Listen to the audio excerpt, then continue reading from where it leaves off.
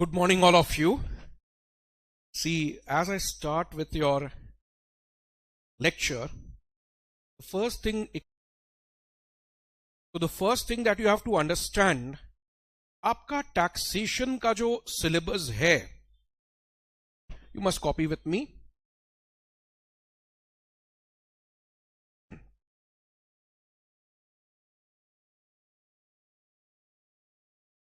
आपका taxation का जो syllabus है, that consists of direct tax and indirect tax.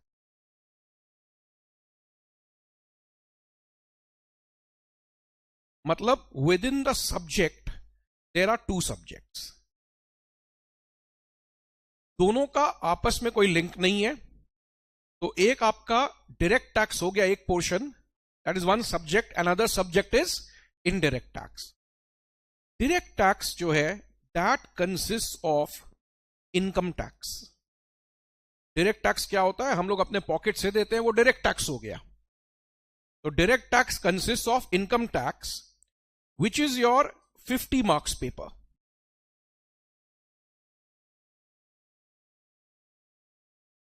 Indirect tax consists of GST mostly. अब CMA है, उसमें 5 मार्क का कस्टम्स भी है. CS है, उसमें भी 5 मार्क का कस्टम्स है. वो कोई खास बात नहीं है. But this mostly consist of GST only. तो आपका जो टैक्सेशन का सिलेबस है उसके दो डिवीजन है. दोनों का आपस में कोई लिंक नहीं है. One is your direct tax 50 marks, another is your indirect tax 50 marks. Direct tax में आता है आपका इनकम टैक्स, इनडायरेक्ट टैक्स में आता है आपका GST. हम लोग के लेक्चर्स कैसे मूव करेंगे? हम लोग के लेक्चर्स मूव करेंगे, पहले हम लोग जो है GST कंप्लीट करेंगे 50 मार्क्स. इसका इनकम टैक्स से कोई लिंक नहीं है. Once GST is completed, again जो है आपका जो है इनकम टैक्स फिर से स्टार्ट हो जाएगा. उसके बाद मेरा वापस GST का बैच चालू होगा. मैं इन जनरल बोल रहा हूं, कोई स्टूडेंट कभी कोई क्लास मिस भी कर देता है या कोई पोर्शन मिस भी कर देता है तो उसमें कोई बात नहीं है. बिकॉज GST होगा मेरा, उसके बाद इनकम टैक्स होगा, उसके बाद वापस GST होगा.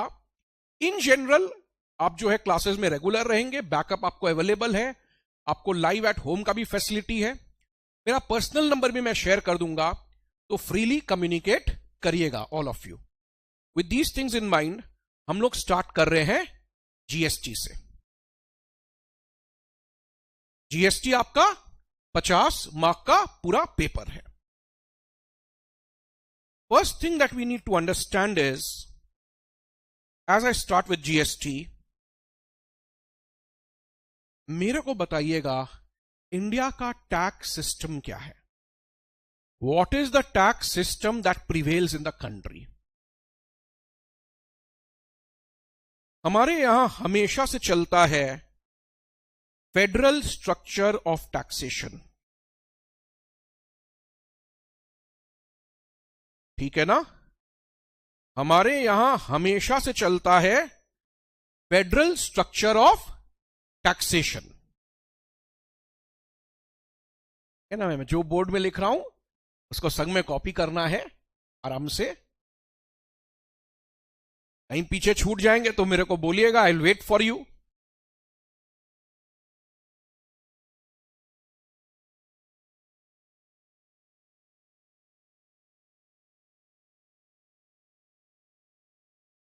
तो हमारे यहां हमेशा से चलता है federal structure of taxation. Federal structure of taxation क्या होता है? फेडरल स्ट्रक्चर ऑफ टैक्सेशन का मतलब है, एक होता है आपका सेंट्रल गवर्नमेंट और एक होता है आपका स्टेट गवर्नमेंट. जैसे यहां बात करें तो सेंटर में मोदी जी है, बंगाल में ममता दीदी है. ठीक है ना? तो federal structure of taxation is what prevails in our country. और फेडरल स्ट्रक्चर ऑफ टैक्सेशन में क्या होता है? हमेशा एक सेंट्रल गवर्नमेंट होता है और एक स्टेट गवर्नमेंट होता है. 1 जुलाई 2017 के पहले 1 जुलाई 2017 के पहले क्या होता था?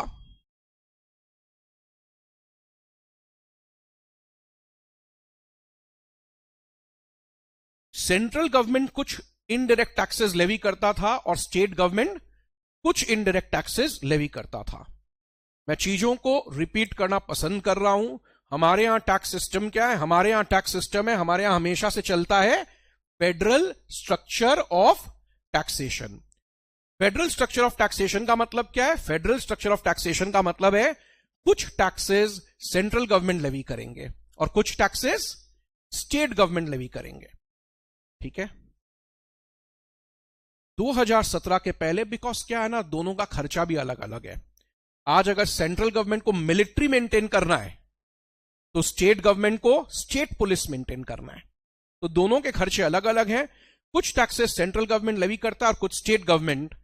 2017 के पहले सेंट्रल गवर्नमेंट लेवी करता था आपका excise duty on manufacture of goods.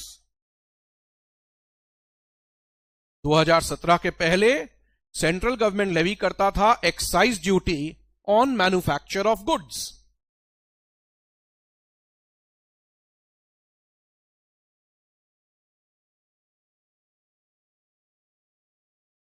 Service tax,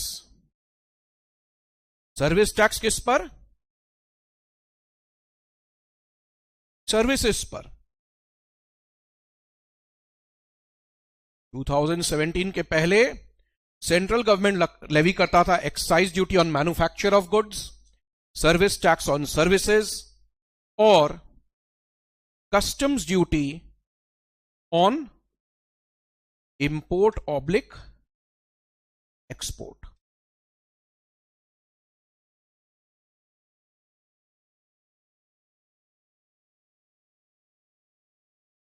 import oblique export. State government क्या लेवी करता था? स्टेट गवर्नमेंट आपका लेवी करता था वैट, वैल्यू एडेड टैक्सेशन, किस पर? सेल ऑफ गुड्स पर।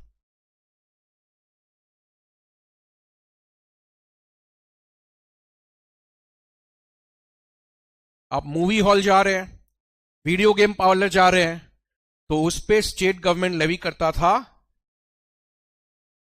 बोलो, एंटरटेनमेंट टैक्सेस।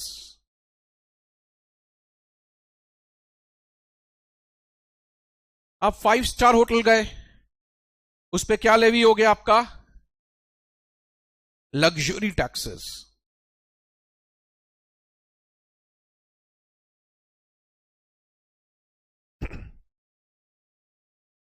दो 2017 के पहले हमारे यहां इतने सारे इनडायरेक्ट टैक्सेस एक साथ एग्जिस्ट करते थे।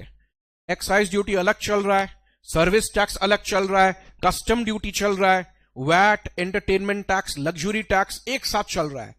आप बोल रहे सर इतने इनडायरेक्ट टैक्सेस? यस, ये तो मैंने कुछ बताया है। टोटल में 14 इनडायरेक्ट टैक्सेस एग्जिस्ट करते थे और फर्दर फाइनल डिवीजन करें तो 17 इनडायरेक्ट टैक्सेस एक साथ एग्जिस्ट करते थे। मेरे को एक चीज बताइए, डायरेक्ट टैक्स में हम लोग के पास कितना एक्ट है? एक एक्ट है, income tax act. Indirect taxes में कितना एक्ट था? Till 2017, most recently 14 acts. जब इतने सारे इनडायरेक्ट टैक्सेस होंगे तो आप मेरे को बताइए इसका इंप्लीकेशन क्या होगा? इसका इंप्लीकेशन क्या होगा? तो पहला इंप्लीकेशन यह था दैट लॉज वर कॉम्प्लिकेटेड।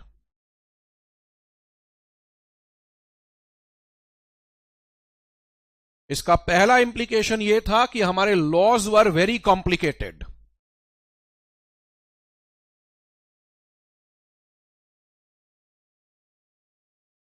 दूसरा इंप्लीकेशन, हर स्टेट में अलग रेट ऑफ टैक्स है। मैं एक गुड्स गुजरात में इंक्वायर करता हूं, वहां पर वो मेरे को गुड्स मिल रहा है 100 रुपया पर केजी। वही गुड्स मेरे को महाराष्ट्र में मिल रहा है 95 पर केजी, लेकिन महाराष्ट्र गवर्नमेंट टैक्स बेसी लगा रहा है, वहां रेट ऑफ टैक्स हाइयर है। गुजरात से अगर मैं खरीदता हूं तो रेट ऑफ टैक्स कम है, डिस्पाइट द फैक्ट कि वो गुड्स महाराष्ट्र वाला आदमी 95 में बेच रहा है, लेकिन टैक्सेस के कारण जब महाराष्ट्र से मैं परचेज करता हूं तो मेरा कॉस्ट ज्यादा बैठता है। तो मैं कहां से परचेज कर रहा हूं?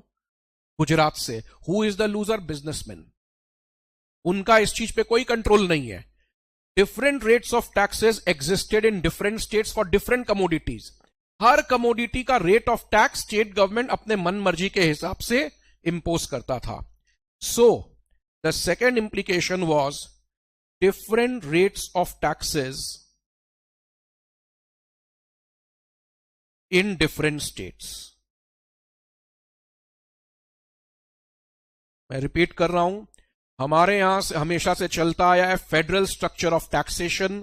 फेडरल स्ट्रक्चर ऑफ टैक्सेशन का मतलब है कुछ टैक्सेस सेंट्रल गवर्नमेंट लेवी करेंगे, कुछ taxes state government. Central government क्या लेवी कर रहा है? Excise duty on manufacture, service tax on services, VAT on sale of goods is being levied by state government. So within the country there were 14 indirect taxes. The laws were very complicated और हर state अपने हिसाब से एक अपना rate of tax fix कर लेता था। लेकिन इससे बड़ा मेजर इंप्लीकेशन था overlapping and cascading effect of taxation. This was the worst of all. What do you mean by overlapping and cascading effect of taxation? मेरे को एक चीज बताइए, सर्विस टैक्स किस पर है? सर्विसेज पर। वैट किस पर है? सेल ऑफ गुड्स पर। आप एक रेस्टोरेंट जाते हैं, रेस्टोरेंट में जब आप जाते हैं, खाना खाने के बाद आपको बिल प्रेजेंट किया जाता है। स्टेट गवर्नमेंट बोलता है ये तो रेस्टोरेंट में फूड सप्लाई हो रहा है, this is sale of goods. इसलिए स्टेट गवर्नमेंट रेस्टोरेंट पे लगाता था वैट। सेंट्रल गवर्नमेंट बोलता था कि restaurant is basically a service, तो सेंट्रल गवर्नमेंट उस पे लगाता था service tax. You are helpless. आपको एक्साइज ड्यूटी देना पड़ रहा है, आपको वैट देना पड़ रहा है because this is sale of goods, और रेस्टोरेंट में सर्विस टैक्स भी लग रहा था because this is a service. तो एक ही चीज पर दो अलग अलग टैक्सेस। मेरे को एक चीज बताइए, आप गुड्स मैन्युफैक्चर किए, मैन्युफैक्चर करने के बाद आप क्या करेंगे? कस्टमर को बेचेंगे। तो 100 रुपए का मैंने गुड्स मैन्युफैक्चर किया, मेरे को 15 रुपया एक्साइज ड्यूटी देना पड़ गया, 115। लेकिन स्टेट गवर्नमेंट बोला तुम मैन्युफैक्चर किया ठीक है, तुम सेल भी तो कर रहा है। मैंने कहा ये तो ऑब्वियस है, मैन्युफैक्चर करके सेल ही तो करूंगा। बोला हाँ सेल कर रहा है तो वैट भी दो, और वो भी 100 रुपया पे नहीं लगेगा 15%, 115 पे लगेगा, यानी उस टैक्स पे भी टैक्स लगेगा। Our indirect tax system was worse before 2017। आप सोच के देखो, मैंने मैन्युफैक्चर किया, because I have manufactured the goods, मेरे को सेंट्रल गवर्नमेंट को क्या देना पड़ेगा? Excise duty. यानी 100 रुपीज पे मैं 15 रुपया एक्साइज ड्यूटी दे रहा हूं। कितना हुआ कॉस्ट मेरा? 115। अब स्टेट गवर्नमेंट बोल रहा है मैन्युफैक्चर करके तो तुम सेल कर रहा है। मैंने कहा सर ये तो ऑब्वियस है, मैन्युफैक्चर करूंगा तो सेल ही करूंगा ना, और करूंगा क्या? बोला नहीं सेल तो हो रहा है ना, तो तुम मेरे को वैट दो, और वो भी वैट जो है तुम 100 रुपया पे नहीं देगा मेरे को, 115 रुपया पे देगा। यानी टैक्स पे भी टैक्स लग रहा है, टैक्स पे भी टैक्स लग रहा है। तो हमारा indirect tax system was verse because बहुत जगह ओवरलैपिंग था। आप 5 स्टार होटल चला रहे हैं, वो सर्विस है, लेकिन 5 स्टार होटल में लग्जरी भी हो रहा है। वीडियो गेम पार्लर चला रहे हैं, वो सर्विस है, लेकिन वहां पर एंटरटेनमेंट भी हो रहा है। यानी प्राय हर जगह डबल टैक्सेशन था, मल्टीपल टैक्सेशन था, कैस्केडिंग इफेक्ट था। ओवरलैपिंग अलग चीज हो गया। ओवरलैपिंग हो गया जब आप एक ही चीज पे दो अलग अलग टैक्सेस लगा रहे हैं, और कैस्केडिंग इफेक्ट हो गया जब टैक्स पे वापस आपको टैक्स देना पड़ रहा है। गवर्नमेंट ने क्या किया? वन बिग स्ट्रोक में इंडिपेंडेंस के बाद बिगेस्ट टैक्स रिफॉर्म लाया गवर्नमेंट ने 2017 में ये सारे के सारे अबव टैक्सेस एबॉलिश कर दिए, और एबॉलिश करके एक इनडायरेक्ट टैक्स लाया government which is known as GST, goods and services tax. इसमें एक चीज आपको समझना पड़ेगा, जब मैं बोलता हूं सारे इनडायरेक्ट टैक्सेस एबॉलिश हो गए, कस्टम ड्यूटी अभी भी एबॉलिश नहीं हुआ। ठीक है ना, कस्टम्स अभी जिंदा है। बाकी इनडायरेक्ट टैक्सेस एबॉलिश हो गए, लेकिन कस्टम्स अभी भी जिंदा है। सो ये एक एग्जिस्ट करता है, और ये सारे के सारे टैक्सेस क्या हो गए, जीएसटी में सबस्यूम हो गए। सबस्यूम का मतलब होता है ये सारे एबॉलिश होकर जीएसटी में जाकर मिल गए। मैं आखिरी बार रिपीट कर रहा हूं, पॉइंट नंबर 1, हमारे यहां फेडरल स्ट्रक्चर है। कुछ टैक्सेस सेंट्रल गवर्नमेंट लेवी करेगा, कुछ स्टेट गवर्नमेंट, क्योंकि दोनों के खर्चे अलग अलग हैं। 2017 के पहले central government excise duty, service tax ये सब लेवी करता था, और state government VAT, entertainment tax, luxury tax. इतने सारे इनडायरेक्ट टैक्सेस होने के कारण क्या हुआ, लॉज हमारे कॉम्प्लिकेटेड थे, हर स्टेट में अलग रेट ऑफ टैक्स था, लेकिन सबसे वर्स एक ही आदमी को अलग अलग टैक्स देना पड़ता था एक ही चीज पर। So with effect from 1/7/2017,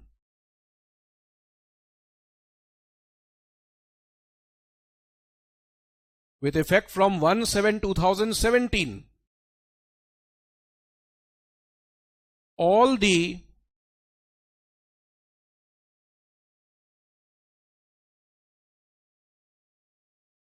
above indirect taxes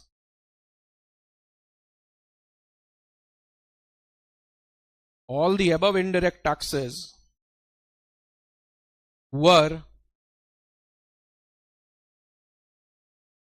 subsumed into GST. That is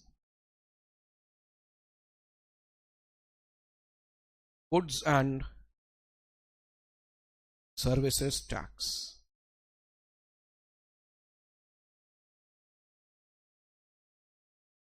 customs अभी भी एग्जिस्ट करता है, इसीलिए मैंने लिख दिया accept customs.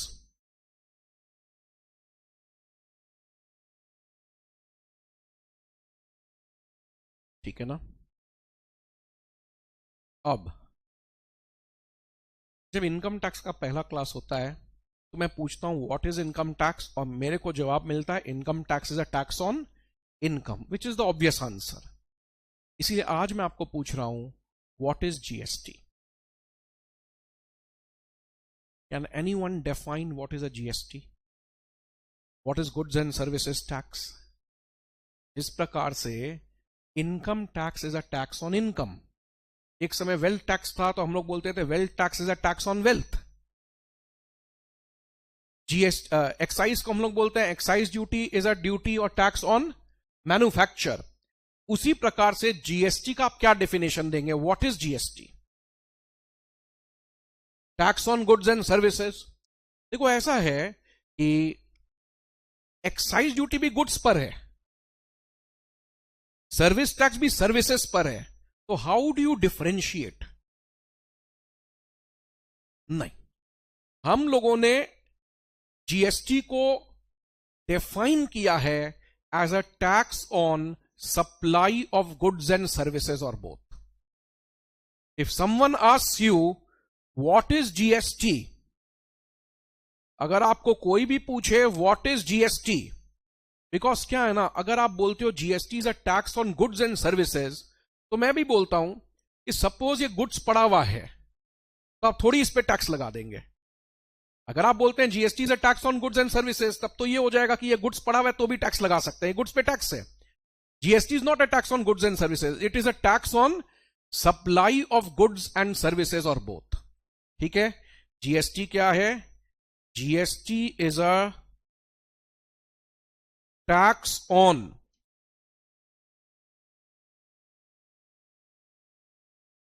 Supply of goods or services or both. GST is a tax on supply of goods or services or both. मैं आपको बता रहा हूं, this is a very very profound statement. Income tax is a tax on income, और income tax में खाली income computation को सीखने में 50 क्लास लग जा। Yes, income tax is a tax on income, और उसमें खाली इनकम कंप्यूटेशन में you consume nearly 50 classes. Excise duty किस पे टैक्स था? मैन्युफैक्चर पर। आप मेरा बात समझिए, GST is a tax on supply of goods और सर्विसेज ऑफ बोथ। ये टर्म बहुत ध्यान से कॉइन किया गया है, क्योंकि याद रखिएगा, this is known as chargeability, this is known as chargeability और the taxable event. This is known as chargeability और द टैक्सेबल इवेंट। आप कोई भी लॉ बनाते हैं, आप कोई भी लॉ ड्राफ्ट करते हैं, सबसे ज्यादा ध्यान दिया जाता है चार्जेबिलिटी या टैक्सेबल इवेंट पर। Any law you draft whatsoever. Government को जब 14 इनडायरेक्ट टैक्सेस को मर्ज करके एक सिंगल इनडायरेक्ट टैक्स में डालना था, मैं रिपीट करता हूं, जब गवर्नमेंट को 14 इनडायरेक्ट टैक्सेस को मर्ज करके एक सिंगल इनडायरेक्ट टैक्स में डालना था, तो गवर्नमेंट को कोई ऐसा टर्म कॉइन करना था जिसमें मैन्युफैक्चरर भी फंस जाए, सर्विस प्रोवाइडर भी फंस जाए, सेल्स जो करता है ट्रेडर वो भी फंस जाए, एंटरटेनमेंट वाला भी फंस जाए। बिकॉज अगर आप कोई ऐसा टर्म ड्राफ्ट कर दें जिसमें से एक भी जन बच जाएगा, तो उसको जीएसटी नहीं देना पड़ेगा। So not clear. मैं आपको बताता हूं, एक्साइज ड्यूटी किस पे था? मैन्युफैक्चर पर। सपोज मैं प्रोसेस 1 परफॉर्म करता हूं, वहां से गुड्स डालता हूं प्रोसेस 2 में, वहां से डालता हूं प्रोसेस 3 में। आप क्या करते हैं? प्रोसेस 3 से प्रोसेस 4 में आपको दे देता हूं, और प्रोसेस 4 से प्रोसेस 5 वापस मैं परफॉर्म करता हूं। यानी अल्टीमेटली 5 प्रोसेस में प्रोसेस 3 से 4 आपने परफॉर्म किया, बाकी सारा प्रोसेस मैंने परफॉर्म किया। क्वेश्चन है, यहां पर एक मैन्युफैक्चर है कि 2? यहां पर एक मैन्युफैक्चर है कि 2? क्योंकि 1, 2, 3 और 5 मैं परफॉर्म कर रहा हूं, 4 आप परफॉर्म कर रहे हैं। तो मैंने अगर मैन्युफैक्चर किया तो मेरे को एक्साइज ड्यूटी दिया है, देना है। आपने किया तो आपको देना है, और दोनों ने किया तो दोनों को देना पड़ेगा। तो इसमें देखना पड़ता था नया प्रोडक्ट एग्जिस्टेंस में आ रहा है कि नहीं। अगर आप ये साबित कर देते हैं कि 3 से 4 नया प्रोडक्ट है, तो मेरे को एक्साइज ड्यूटी 3 पे 4 में देना पड़ेगा। 4 से 5 में अगर फिर से नया प्रोडक्ट एग्जिस्टेंस में आ रहा है, तो फिर से एक्साइज ड्यूटी सेकेंड टाइम लगेगा। इसको लेकर मैन्युफैक्चर टर्म क्या है, नया प्रोडक्ट एग्जिस्टेंस में आया या नहीं आया, खाली इसको लेके जो है कम से कम 2000 केस लॉ थे। बिकॉज अगर कोई आदमी मैन्युफैक्चर से बच जाएगा तो उसको एक्साइज ड्यूटी देना ही नहीं पड़ेगा, उस पर वो पूरा लॉ एप्लीकेबल नहीं होगा। अप्रोक्सीमेटली 10 से 12 क्लास खाली इसी को समझाने में लग जाता था कि मैन्युफैक्चर क्या है। सिमिलरली अगर आप एंटरटेनमेंट टैक्स लेवी कर रहे हैं, तो एंटरटेनमेंट टैक्स जो है वो एंटरटेनमेंट पे लगता है। तो आपको ये प्रूव करना पड़ेगा that this was Indeed an entertainment, this was indeed a luxury. तो किसी भी लॉ में चार्जेबिलिटी सबसे सुप्रीम होता है, टैक्सेबल इवेंट सबसे सुप्रीम होता है। क्योंकि अगर आप टैक्सेबल इवेंट से बच जाते हैं, अगर आप चार्जेबिलिटी से बच जाते हैं, तो आप पे ऊपर वो टैक्स एप्लीकेबल होता ही नहीं है। ठीक है, तो गवर्नमेंट ने जब जीएसटी लेवी किया तो गवर्नमेंट सेल वर्ड यूज नहीं कर सकता था। अगर सेल वर्ड यूज करता तो ये तो देता, लेकिन बाकी लोग नहीं देते। अगर गवर्नमेंट मैन्युफैक्चर वर्ड यूज करता तो ये तो देता, लेकिन बाकी लोग नहीं देते। गवर्नमेंट को एक ऐसा टर्म चाहिए था जिसमें एक सिंगल स्ट्रोक में ये सारे के सारे बाध्य हो जाए देने के लिए। तो गवर्नमेंट ने क्या टर्म यूज किया? सप्लाई। आपका जीएसटी का जो 50 मार्क का पेपर है ना, उसमें हर पेपर में, क्वेश्चन पेपर के हर पेज में 3 से 4 बार सप्लाई वर्ड यूज रहे। आपके आंसर शीट में भी हर पेज में आप देखिएगा 4 से 5 वर्ड खाली सप्लाई वर्ड यूज होगा, 4 से 5 बार। मतलब मैं एम्फेसाइज कर रहा हूं कि GST is a tax on supply of goods और सर्विसेज ऑफ बोथ, और ये टर्म सप्लाई हम लोगों के लिए बहुत मायने रखता है। 5 से 6 क्लास हम लोग खाली समझेंगे सप्लाई क्या है, बिकॉज आप ध्यान रखिएगा, सुप्रीम कोर्ट का रूलिंग है आईटीसी के केस में, अगर आप चार्जेबिलिटी या टैक्सेबल इवेंट से बच जाते हैं तो आप पर वो लॉ एप्लीकेबल नहीं होता है। कैन यू इमेजिन, जस्ट एक सिंगल टर्म चार्जेबिलिटी या टैक्सेबल इवेंट से आप बच गए तो आप पूरा का पूरा लॉ बाईपास कर सकते हैं, बाद बाकी कोई प्रोविजन का आवश्यकता नहीं है, आपको वो टैक्स नहीं देना है। तो कितना केयरफुली, अभी इनकम टैक्स हट के डायरेक्ट टैक्स कोड आ जाएगा, new income tax act will be there. Again government को सबसे ज्यादा फोकस करना होगा चार्जेबिलिटी पर, सबसे ज्यादा फोकस करना होगा टैक्सेबल इवेंट पर, because that is regarded as the supreme section. कोई भी आदमी अगर टैक्सेबल इवेंट से बच जाता है, अगर चार्जेबिलिटी से बच जाता है, तो उस पर वो पूरा का पूरा लॉ एप्लीकेबल नहीं होता है। जीएसटी में 3 शेड्यूल्स हैं, सेक्शंस तो हैं जो हैं, लेकिन कितने एक्ट के पीछे शेड्यूल्स होते हैं, कितने शेड्यूल हैं? 3। वो तीनों शेड्यूल सिर्फ सप्लाई पर डिवोटेड है। बिकॉज मैं बार बार इस चीज को एम्फेसाइज कर रहा हूं आज के दिन, कोई भी लॉ आप आगे पढ़ेंगे, टैक्स लॉ, किसी भी टैक्स लॉ में एक सिंगल सबसे इंपॉर्टेंट शब्द होता है चार्जेबिलिटी और द टैक्सेबल इवेंट। उसका डेफिनेशन शुरू से एंड तक आपके ग्रिप में भी होना चाहिए, because that is going to decide whether that law is applicable to you और नॉट। तो गवर्नमेंट ने देखा, मैन्युफैक्चरर मैन्युफैक्चर करके क्या करेगा? सप्लाई। ट्रेडर क्या करता है? सप्लाई। एंटरटेनमेंट, लग्जरी और सर्विसेज वाले क्या करते हैं? सर्विसेज सप्लाई करते हैं। गवर्नमेंट को ये एक टर्म ऐसा मिला जिसके थ्रू सारे के सारे लोग फंस जाएंगे। Can I proceed ahead? आखिरी बार मेरे को बताओ, फेडरल स्ट्रक्चर ऑफ टैक्सेशन है, 2017 के पहले कुछ टैक्सेस सेंट्रल, कुछ टैक्सेस स्टेट लगाता था, गवर्नमेंट ने उन सबको एबॉलिश करके क्या लाया गवर्नमेंट? जीएसटी। कस्टम्स अभी जिंदा है, और जीएसटी क्या है? Tax on supply of goods और सर्विसेज, और बोथ। मेरे को एक चीज बताइए, who is going to collect GST?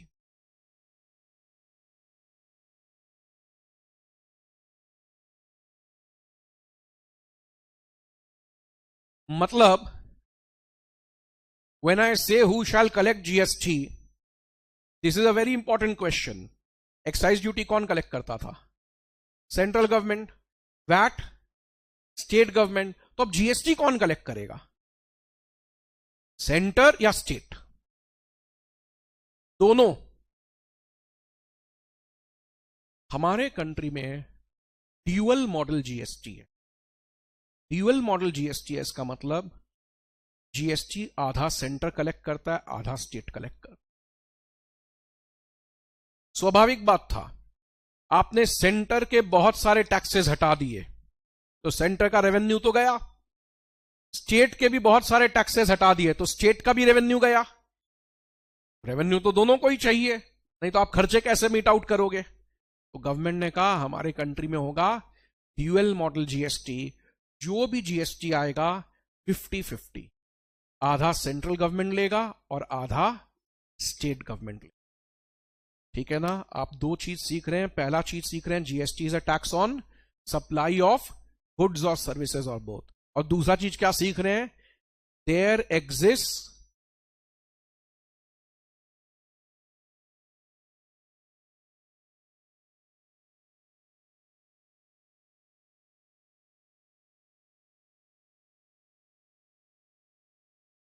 dual model of GST in India.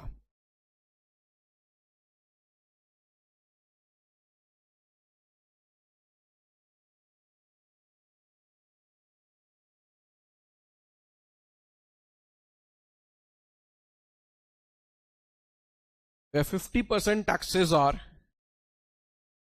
collected by central government and 50% taxes collected by state government. मैंने अभी तक सिर्फ दो चीज सीखा है, GST is a tax on supply of goods और सर्विसेज और बोथ। दूसरा बात मेरे को यही समझ में आया है कि जीएसटी इंडिया में ड्यूअल मॉडल है। व्हेन आई से ड्यूअल मॉडल, इसका मतलब आधा सेंट्रल गवर्नमेंट कलेक्ट करता है और आधा स्टेट गवर्नमेंट कलेक्ट करता है। Can I proceed? ये वर्क कैसे करता है? आधा सेंटर लेगा और आधा स्टेट, ये वर्क कैसे करेगा? That is what I want to no.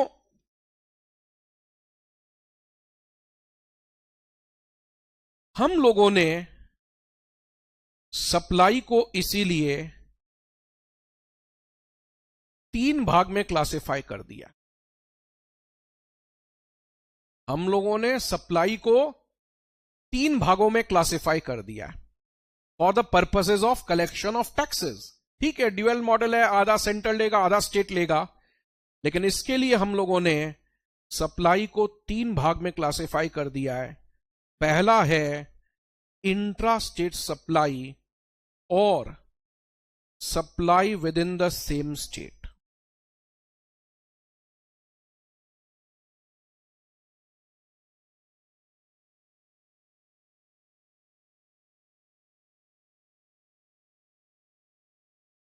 ठीक है, जीएसटी आधा सेंट्रल गवर्नमेंट लेगा आधा state government, but the question remains central government आधा और स्टेट गवर्नमेंट आधा लेगा कैसे?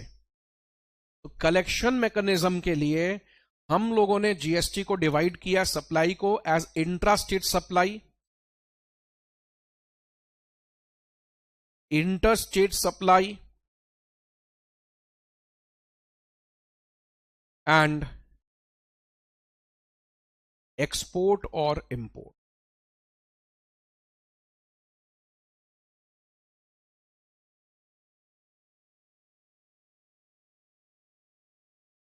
ठीक है ना? ठीक है ना? सप्लाई पर टैक्स है, आधा सेंट्रल गवर्नमेंट ले रहा है आधा स्टेट गवर्नमेंट। 3 प्रकार के क्लासिफिकेशन है। सप्लाई को एक क्लासिफाई किया गया है एज इंट्रा स्टेट सप्लाई, दूसरा क्लासिफाई किया गया है एज इंटर स्टेट सप्लाई और तीसरा क्लासिफाई किया गया है as export oblique import.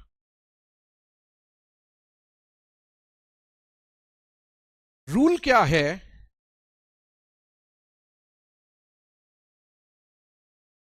Intra state supply में your GST will always consist of 2 components, CGST and SGST। CGST का मतलब होता है सेंट्रल जीएसटी, SGST का मतलब होता है स्टेट जीएसटी। मतलब यह बात तो तय है कि जीएसटी दोनों गवर्नमेंट आधा आधा डिवाइड करेगा, क्योंकि दोनों ने अपने सैक्रिफाइस किए हैं टैक्स। सेंट्रल गवर्नमेंट ने अपने टैक्स अलग सैक्रिफाइस किए हैं, स्टेट गवर्नमेंट ने अपने टैक्स अलग सैक्रिफाइस किए हैं। सो नेचुरली टैक्स दोनों को कलेक्ट करना है। तो हम लोगों ने क्या सिस्टम रखा? मान लो mister X of West Bengal mister Y of West Bengal को गुड्स बेचता है। दिस इज सिग्निफिकेंट क्योंकि मैंने लिया है इंट्रा स्टेट। इंट्रा स्टेट का मतलब होता है within the same state. आधा सेंट्रल गवर्नमेंट को जाएगा जीएसटी, आधा स्टेट गवर्नमेंट को, दैट्स ओके। लेकिन कलेक्शन मैकेनिज्म के लिए सप्लाई को कैसे डिवाइड किया गया है? Intra state, inter state, export and import. X of West Bengal, Y of West Bengal जो है उसको गुड्स सेल करता है 1 लाख में और चार्ज करता है 18% जीएसटी। मैक्सिमम प्रोडक्ट्स पर 18% जीएसटी है। अलग अलग रेट्स हैं, that I will tell you. But mister X mister Y को 1 लाख रुपए का जब गुड्स बेचता है वो चार्ज क्या करता है? 18% जीएसटी। ये जो 18% जीएसटी है, हकीकत में इसमें 9% होगा सेंट्रल जीएसटी और 9% होगा स्टेट जीएसटी।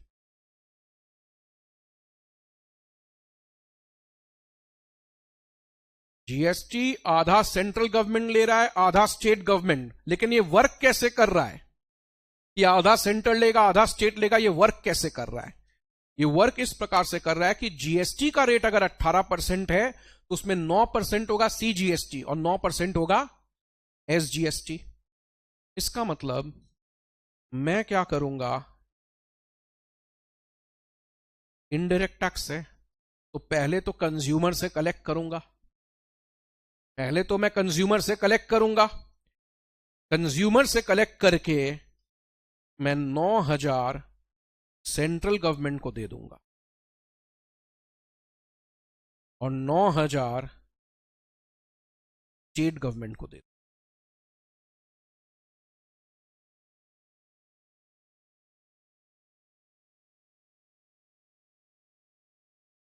₹1,00,000 का गुड्स मैंने आपको सप्लाई किया, उसमें 18% जीएसटी था, तो 9% यानी ₹9,000 मैंने सेंट्रल गवर्नमेंट को दे दिया, 9,000 स्टेट गवर्नमेंट को दे दिया, तो 50-50 हो गया।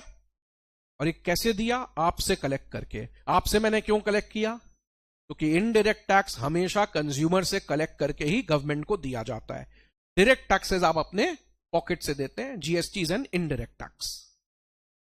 सपोज मैंने इंटर स्टेट सप्लाई किया,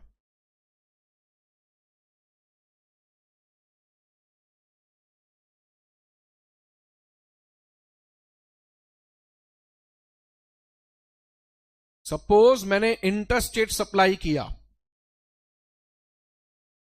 how does it work? Mister X of West Bengal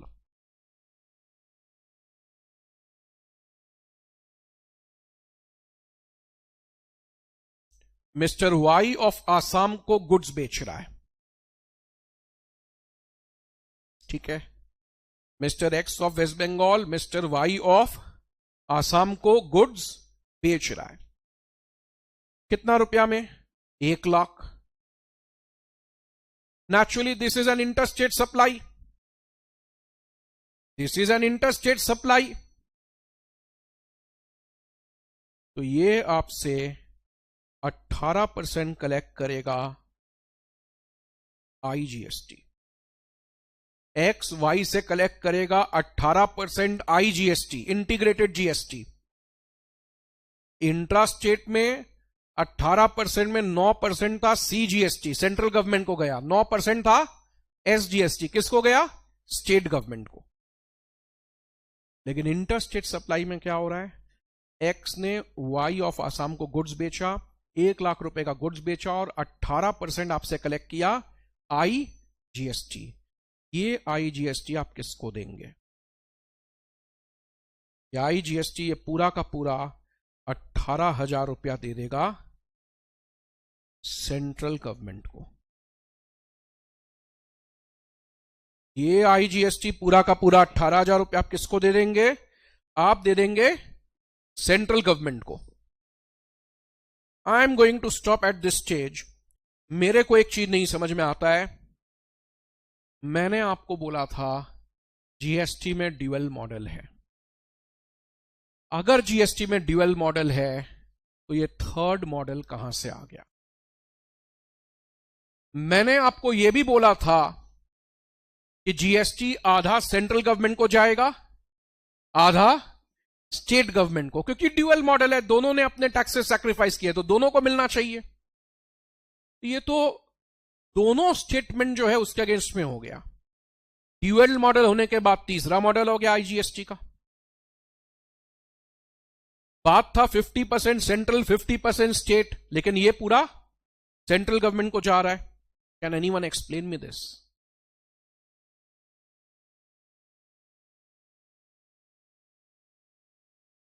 central half भेज देगा स्टेट को। All of you agree with this? अच्छा,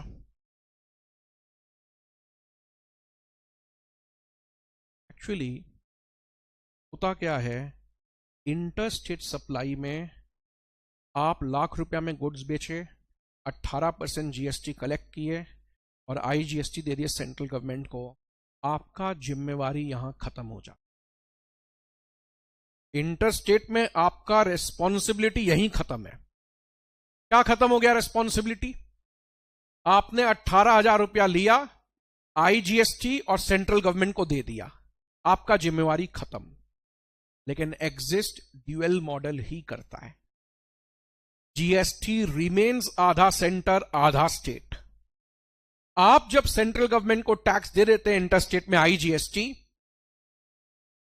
तो सेंट्रल गवर्नमेंट आधा रुपया खुद रखता है और आधा रुपया स्टेट गवर्नमेंट को। इंट्रा में 50%, 9,000 रुपया सीजीएसटी, 9,000 रुपया एसजीएसटी इंट्रा में। लेकिन इंटर में मैं आपसे कलेक्ट करूंगा आईजीएसटी और मैं सेंट्रल गवर्नमेंट को पकड़ा दूंगा, मेरा रिस्पॉन्सिबिलिटी खत्म। लेकिन सेंट्रल गवर्नमेंट क्या करेगा? 18,000 में 9,000 खुद रखेगा और 9,000 दे देगा स्टेट गवर्नमेंट को। लेकिन आप बताइए मेरे को, किस स्टेट गवर्नमेंट को देगा? आसाम की West Bengal? How many of you say West Bengal? How many of you say Assam? तो ये सेंट्रल गवर्नमेंट आधा रुपया खुद देगा और आधा रुपया स्टेट गवर्नमेंट को देगा। किस स्टेट गवर्नमेंट को?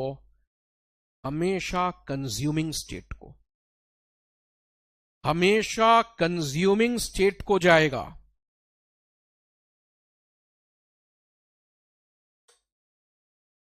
यानी वो आधा रुपया खुद रखेगा और आधा देगा स्टेट गवर्नमेंट ऑफ आसाम को। इसीलिए तो आईजीएसटी बनाया ना। देखो बात समझो, इंट्रा स्टेट में 9,000 सीजीएसटी था, ये दो सेंटर को 9,000 किसको देना था? कौन से स्टेट को? वेस्ट बंगाल को देना था। यहीं बैठे हो दे दो, यहीं बैठे हो 9,000 स्टेट गवर्नमेंट को दे दो। इंटर स्टेट में सेंट्रल गवर्नमेंट बोला आधा मेरा, आधा कंज्यूमिंग स्टेट का। तो लोगों ने कहा कि सर आधा कंज्यूमिंग स्टेट का, यहां पे तो कोई दिक्कत नहीं है, मैं 9,000 सीजीएसटी दे दिया, 9,000 स्टेट गवर्नमेंट को दे दिया। अब मैं आसाम गवर्नमेंट को कहां से दूं? कल के दिन मध्य प्रदेश में बेचा, वहां के गवर्नमेंट को दूं, अंडमान बेचा, वहां दो। तो बंगाल में बैठा बैठा आदमी सारे स्टेट को कैसे हैंडल करेगा? सारे स्टेट में कैसे देता रहेगा? गवर्नमेंट बोला बात तो सही है इसका, इंट्रा में कोई प्रॉब्लम नहीं है, आधा सेंटर आधा स्टेट। कौन सा स्टेट? बंगाल को देना है, दे दो। यहीं बैठे हो, दीदी आपका टैक्स आप ले लीजिए। लेकिन बंगाल में बैठा हुआ आदमी, अगर आप आधा बोलते हो कंज्यूमिंग स्टेट का है, तो फिर बंगाल में बैठा बैठा आदमी आसाम, झारखंड, बिहार, उड़ीसा, गुजरात, महाराष्ट्र सब जगह कैसे देगा? गवर्नमेंट बोला ये बात सही है, एडमिनिस्ट्रेटिव कन्वीनियंस के लिए क्या करोगे, तुम जहां जब बेचते हो आधा रुपया स्टेट्स को देना पॉसिबल नहीं है। बंगाल का आदमी आसाम गवर्नमेंट को कहां से देगा? फिर वेरिफिकेशन कहां का कराएगा? सेंट्रल गवर्नमेंट बोला तुम मेरे को दे दे, आधा रुपया मैं रखूंगा और आधा मैं ही पास ऑन कर दूंगा कंज्यूमिंग स्टेट को, तो तुम्हारा हेडेक खत्म। ठीक है ना? जीएसटी का 2 मिनट, जीएसटी का इसीलिए जो लॉ का डेफिनेशन, जब पहली बार जीएसटी आया था और गवर्नमेंट को बोला था कि सर जीएसटी क्या है, तो गवर्नमेंट ने जीएसटी का ऑफिशियल डेफिनेशन दिया था कि GST is a destination based consumption tax.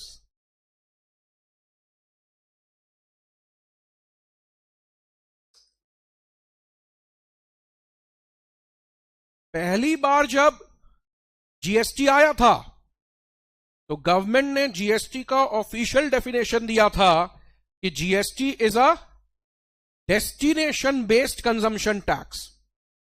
Destination तो गुड्स का मंजिल ये है, गुड्स का मंजिल ये है, और गुड्स यहां जाके कंज्यूम हो रहा है तो टैक्स यहीं जाएगा। जीएसटी कौन सा टैक्स है? जहां आपका डेस्टिनेशन है, जहां कंजम्पशन हो रहा है, टैक्स उसी गवर्नमेंट को जाएगा। This was the official definition given by the government in the year 2017 when GST जब आया था। अभी आराम से सुनना है, इसके पीछे एक गाना भी है। जहां भी जाती हूं वहीं चले आते हो, चोरी चोरी मेरे दिल में समाते हो, ये तो बताओ कि तुम मेरे कौन हो, ये तो बताओ कि तुम मेरे कौन हो। क्या गाना है? जहां भी जाती हूं वहीं चले आते हो। ये याद रखिएगा, आपके एग्जाम में हेल्प करेगा। गुड्स कहां गया? आसाम। टैक्स कहां गया? आसाम। आसाम से गुड्स चला गया मध्य प्रदेश, टैक्स कहां गया? मध्य प्रदेश। मध्य प्रदेश से गुड्स बिक जाएगा महाराष्ट्र में, टैक्स कहां जाएगा? महाराष्ट्र में। इसीलिए जहां भी जाती हूं, गुड्स जहां जा रहा है टैक्स पीछे पीछे आ रहा है। गुड्स अगर आसाम तो टैक्स भी आसाम, गुड्स महाराष्ट्र तो टैक्स भी महाराष्ट्र, गुड्स बंगाल तो वापस टैक्स बंगाल में चला जाएगा। इसीलिए जहां भी जाती हूं वहीं चले आते हो। जहां गुड्स वहां टैक्स, जहां सर्विस वहां टैक्स, जहां तू वहां मैं। इसलिए दो चीज एकदम ध्यान रखना, इंट्रा में सीजीएसटी 50% है, एसजीएसटी 50% है, लेकिन इंटर स्टेट में पूरा का पूरा रुपया जो है सेंट्रल गवर्नमेंट को जाता है, और सेंट्रल गवर्नमेंट क्या करता है बदले में? आधा टैक्स दे देता है कंज्यूमिंग स्टेट को। बट ये कंज्यूमिंग स्टेट को जा रहा है, इसके आगे आपको ध्यान रखना है, ये मोस्ट इंपॉर्टेंट चीज है। GST is a destination based consumption tax, most important चीज है, क्योंकि पूरा जीएसटी इस पे टिका हुआ है। पूरा जीएसटी इस पे टिका हुआ है कि जीएसटी हमेशा कंज्यूमिंग स्टेट को मिलेगा। You must remember this. अगर गुड्स आसाम गया बंगाल से तो टैक्स कहां जाएगा? बंगाल। अगर गुड्स आसाम से मध्य प्रदेश जाएगा तो टैक्स कहां जाएगा? मध्य प्रदेश। वहां से झारखंड चला गया तो टैक्स कहां जाएगा? Jharkhand. Question arises, are producing states not going to lose? मेहनत किया सारा यहां पे प्रोड्यूसिंग स्टेट ने, आप नहीं समझे। हमारे यहां प्रोड्यूसिंग स्टेट्स हैं गुजरात, महाराष्ट्र, कर्नाटका, तमिलनाडु। ये जो लाइन से ये स्टेट्स हैं, गुजरात, महाराष्ट्र, ठीक है, कर्नाटका, तमिलनाडु, ये प्रोड्यूसिंग स्टेट्स हैं। प्रोड्यूसिंग स्टेट्स के लिए आपको इन्वेस्टमेंट अट्रैक्ट करना पड़ता है। ऐसे कोई कंपनी जो है आपके स्टेट में आके बिजनेस नहीं करता है। आपको इन्वेस्टमेंट अट्रैक्ट करना पड़ता है, उसके लिए आपको इंसेंटिव देना पड़ता है, उसके लिए आपको इंफ्रास्ट्रक्चर डेवलप करना पड़ता है। आप जाकर देखिए गुजरात, महाराष्ट्र, कर्नाटका, तमिलनाडु, इन्होंने क्या कारण है जिसके कारण इतना इन्वेस्टमेंट अट्रैक्ट किया? मैन्युफैक्चरिंग हब बने, इंफ्रास्ट्रक्चर वहां का बहुत अच्छा है। बाकी स्टेट्स का भी हो रहा है, मैं वो नहीं कंपेयर करता, बट आप देखेंगे ये प्रोड्यूसिंग स्टेट्स है, इनका इंफ्रास्ट्रक्चर बहुत अच्छा है। उसके लिए आपको बहुत इन्वेस्टमेंट करना पड़ता है, बहुत मेहनत करना पड़ता है, और गुड्स बनाने का भी पूरा मेहनत वहां पर। जब सारा मेहनत वहां पर, तो टैक्स कहां चला गया? आसाम। 2017 में जब जीएसटी पहली बार आया, प्रोड्यूसिंग स्टेट्स जो है वो ऑब्जेक्शन रेस,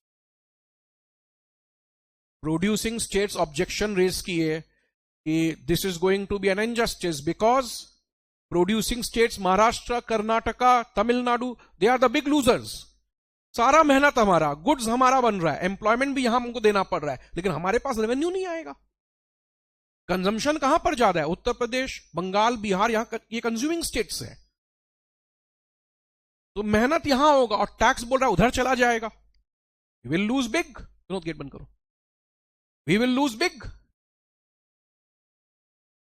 तब सेंट्रल गवर्नमेंट ने, because these states were not ready to bring in GST, शुरू में ये सारे के सारे स्टेट्स बोले कि हम लोग को जीएसटी नहीं लाना है क्योंकि हम लोग लूज करेंगे यहां पे रेवेन्यू। सेंट्रल गवर्नमेंट ने कहा जीएसटी लाने दो, because this is biggest indirect tax reform. GST जब तक नहीं आएगा तब तक बाहर के इन्वेस्टर यहां पे इन्वेस्टमेंट नहीं करेंगे। आप किसी कंट्री में जाके इन्वेस्टमेंट करोगे इफ यू नो कि वहां पर 14-15 इनडायरेक्ट टैक्सेस हैं, would you like to study those laws? Of course not. If suddenly I have to say कि आप यूएस में जाके इन्वेस्टमेंट करो और 15-16 इनडायरेक्ट टैक्सेस हैं, you don't know which to pay, when to pay, how to pay, कोई नहीं आने वाला है। तो सेंट्रल गवर्नमेंट ने समझाया कि देखो लाने दो जीएसटी। अच्छा, 2017 में जीएसटी आया, मेहनत तो से 2-3 साल पहले चालू होता है। ये थोड़ी होता है कि आज मैंने बातचीत की और आज आ गया। तो अब देखिए 10 साल में हम लोग कहां पहुंच गए हैं। 10 साल में ये रिफॉर्म्स के वजह से हुआ, ऐसे नहीं हुआ है। बिना पॉलिटिकल विल, बिना रिफॉर्म्स के नहीं होता है।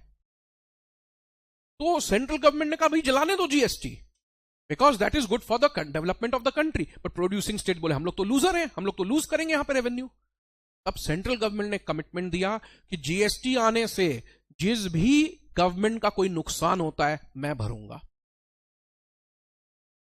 मैं भरूंगा। तो अगर महाराष्ट्र गवर्नमेंट को लगता है या पंजाब या गुजरात, इन लोग को लगता है कि जीएसटी आने से रेवेन्यू का नुकसान होगा, सेंट्रल गवर्नमेंट ने बोला रेवेन्यू का जितना तुम्हारा नुकसान होगा हम लोग मेजर कर लेंगे, पहले कितना था और अभी कितना हो रहा है, तुम्हारा जो नुकसान होगा सेंट्रल गवर्नमेंट ने कमिटमेंट दिया मैं उसको भर दूंगा। उस कमिटमेंट पर ही जीएसटी को लाया गया। Without that no one was ready. GST क्या है? Tax on supply.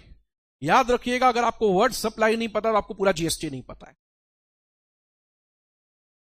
हम लोग अभी क्लास 1 में, क्लास 10 में भी सप्लाई पे ही रहेंगे। It is that big, it is that important. कौन कलेक्ट करता है जीएसटी? सेंटर की स्टेट? दोनों कलेक्ट करते हैं, आधा सेंटर आधा स्टेट। तो इंट्रा में प्रॉब्लम नहीं है, सीजीएसटी एंड एसजीएसटी है। लेकिन इंटर में how does it work? Inter में पूरा रुपया चला जाता है सेंट्रल गवर्नमेंट को। सेंट्रल गवर्नमेंट क्या है? आईजीएसटी तो मैंने लिख दिया। सेंट्रल गवर्नमेंट क्या करता है? 50% इज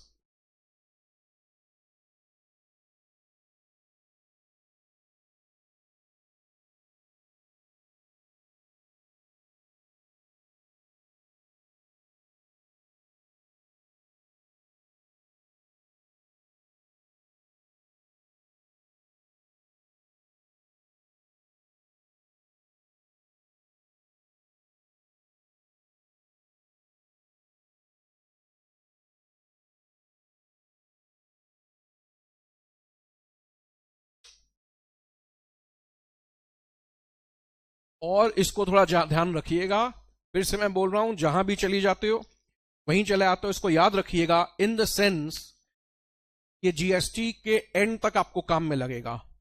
और एक ही प्रिंसिपल से आप याद रखेंगे, जहां गुड्स जा रहा है, जहां सर्विसेज जा रहा है, टैक्स वहीं जा रहा है। इस पूरे प्रिंसिपल पे जीएसटी टिका हुआ है। तो जहां भी गुड्स और सर्विसेज जाएगा, टैक्स वहीं चला जाएगा। This one thing you are not going to forget. तीसरा क्लासिफिकेशन हमारा क्या है? Export and import. मैं आपको बता देता हूं, जीएसटी में एक्सपोर्ट और इंपोर्ट को डीम्ड इंटरस्टेट सप्लाई माना गया। मतलब हम लोगों ने एक्सपोर्ट इंपोर्ट के लिए नया टैक्स कुछ नहीं लाया है। हम लोग सिंपली बोले हैं कि एक्सपोर्ट इंपोर्ट को डीम्ड इंटरस्टेट सप्लाई मान लिया जाए। मतलब एक्सपोर्ट इंपोर्ट को भी यही ट्रीट करना है जैसे ये इंटरस्टेट हो। इसका डिटेल आपके सेकंड क्लास में आता है। इंट्रा में सी और एस, इंटर में आई, एक्सपोर्ट इंपोर्ट में भी आईजीएसटी। एक्सपोर्ट इंपोर्ट में आईजीएसटी कैसे लग रहा है? क्योंकि हम लोगों ने इसको क्या माना है? डीम्ड इंटरस्टेट सप्लाई, इसलिए इसमें भी IGST ही लगेगा। जब भी हम लोग कोई एक्ट पढ़ते हैं, कोई लॉ पढ़ते हैं, सबसे सुप्रीम और इंपॉर्टेंट सेक्शन होता है उसका चार्जेबिलिटी। क्या होता है? चार्जेबिलिटी। चार्जेबिलिटी पेज 10 में है।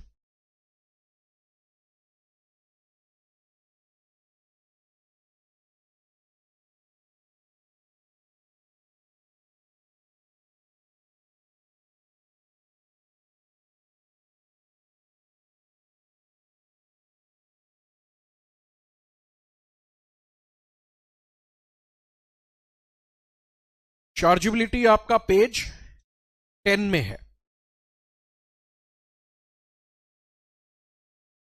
Subject to provisions of subsection 2,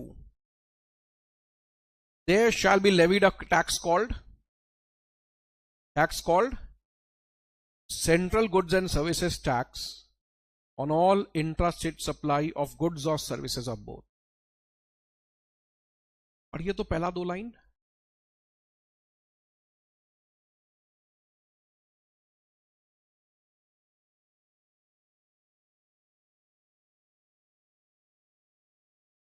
मेरे को ये बात समझ में नहीं आया। How they are saying there shall be levied a tax called Central Goods and Services Tax। GST होना चाहिए था, चार्जेबिलिटी में CGST कैसे बोल रहा है? ये भी नहीं। They should have told on all supply of goods, ये बोल रहे हैं on all intrastate supply। मेरे को पता है कोई भी लॉ स्टार्ट करना है तो सबसे पहले मेरे को चार्जेबिलिटी ही सीखना पड़ेगा, बिकॉज पूरा लॉ उस पर टिका हुआ है। लेकिन चार्जेबिलिटी के पहले 2 लाइन में ही मेरे को तकलीफ हो रहा है। एक तो GST होना चाहिए था, ये बोल रहे हैं CGST। दूसरा होना चाहिए था सप्लाई पे लग रहा है GST, यहां बोल रहा है नहीं GST तो इंट्रास्टेट सप्लाई पे लग रहा है। ये क्या बात हो? इंट्रास्टेट सप्लाई पे लग रहा है, सप्लाई पे होना चाहिए था।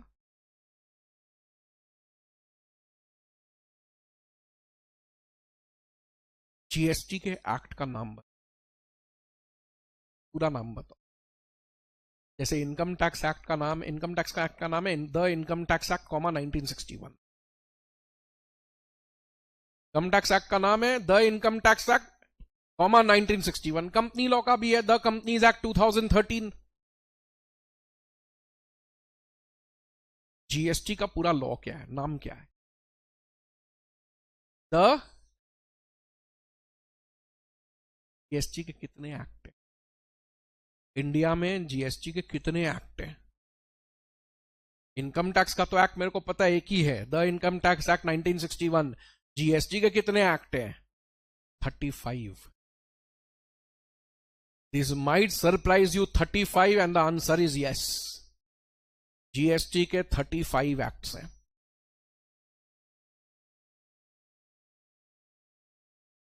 सबसे पहला है CGST, सेंट्रल गवर्नमेंट लगाएगा, उसके लिए CGST। ठीक है, लेकिन एक बात बताओ, स्टेट गवर्नमेंट क्या SGST लगा सकता है बिना अपना लॉ ड्राफ्ट किए?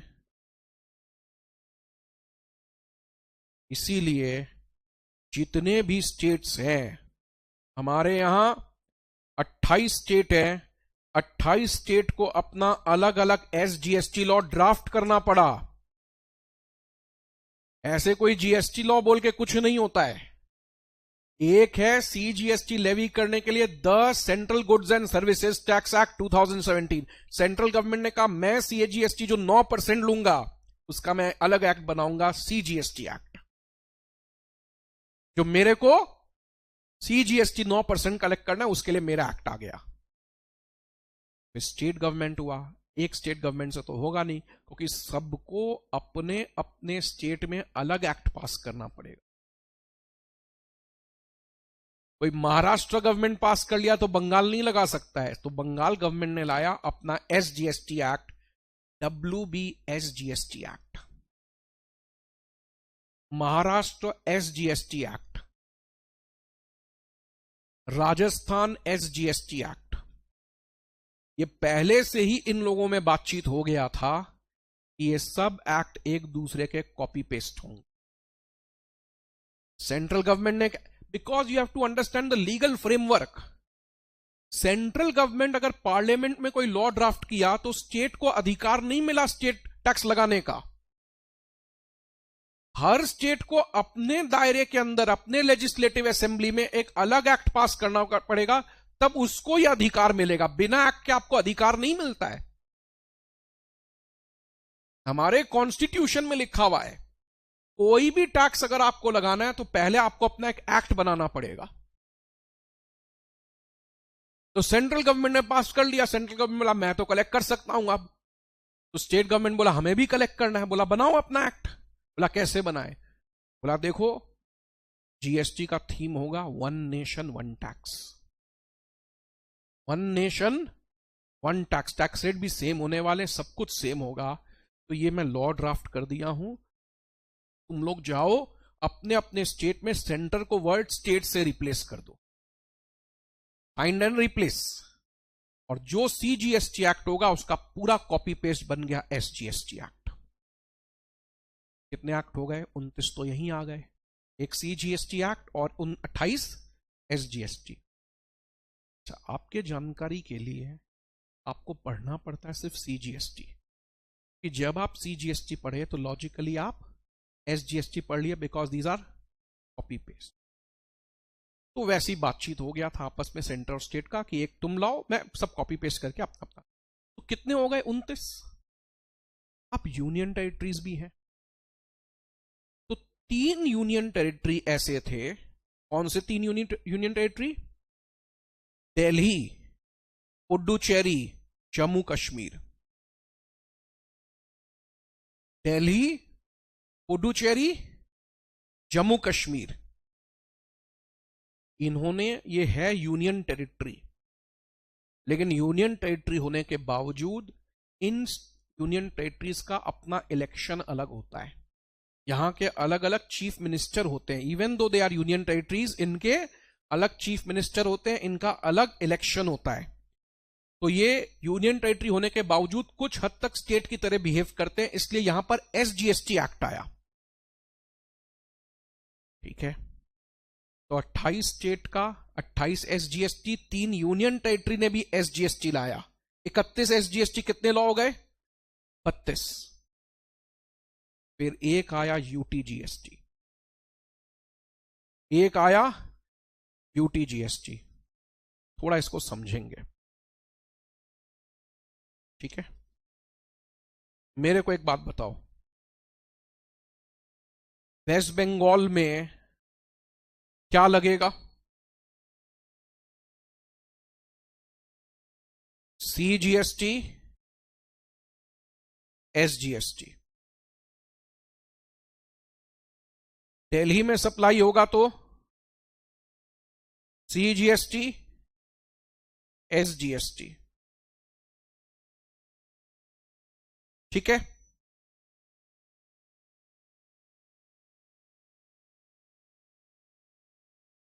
अंडमान में अगर सप्लाई होगा तो सीजीएसटी और यूटीजीएसटी।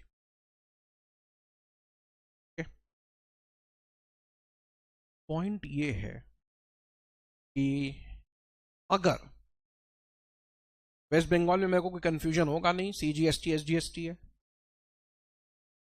महाराष्ट्र में भी मेरे को कोई कंफ्यूजन नहीं होगा, सीजीएसटी और एसजीएसटी है। अब एग्जाम में है स्टूडेंट, उसको याद नहीं है, तो दिल्ली में वो लिख दिया सीजीएसटी और यूटीजीएसटी, वो लिख दिया। अब दिल्ली भी तो यूनियन टेरिटरी, वो लिख दिया, चल जाएगा क्या? या आप सोचो लिख दो, याद नहीं है, यूनियन टेरिटरी के लिए लिख दिया एसजीएसटी ऑब्लिक यूटीजीएसटी, जो भी, चल जाएगा क्या? और नहीं चलेगा तो क्यों नहीं चलेगा? You must give me some reason. है तो जीएसटी, या मैं एसजीएसटी ऑब्लिक यूटीजीएसटी लिखूं तो चल जाएगा क्या? I just want to know. नहीं चलेगा। I am giving you the reason. जब मैं बोलता हूं सीजीएसटी और एसजीएसटी, तो इसका मतलब आधा सेंटर आधा स्टेट। CGST और UTGST का मतलब होता है आधा सेंटर, दूसरा आधा भी सेंटर। यूनियन टेरिटरी किसी स्टेट के दायरे में नहीं आता है। यूनियन का मतलब होता है सेंट्रल गवर्नमेंट, तो यूनियन टेरिटरी का मतलब होता है सेंट्रल गवर्नमेंट बोल रहा है ये डायरेक्टली मेरा ही टेरिटरी है, किसी स्टेट के दायरे में नहीं आएगा। इसके पीछे स्ट्रेटेजिक रीजंस हैं। अंडमान लक्षद्वीप, दिल्ली तो कैपिटल है, अंडमान लक्षद्वीप जम्मू कश्मीर, इन सब के जो लोकेशंस हैं, स्ट्रेटेजिकली देयर आर रीजंस कि सेंट्रल गवर्नमेंट ने कहा कि ये देखो किसी स्टेट के दायरे में नहीं है, ये डायरेक्टली मेरे कंट्रोल में, इट्स अ यूनियन टेरिटरी, मेरा टेरिटरी है ये। तो जब मैं बोलता हूं CGST एंड SGST तो आधा सेंटर आधा स्टेट को जाता है, लेकिन जब मैं बोलता हूं CGST एंड UTGST तो आधा सेंटर और दूसरा आधा भी सेंटर को ही जाता है।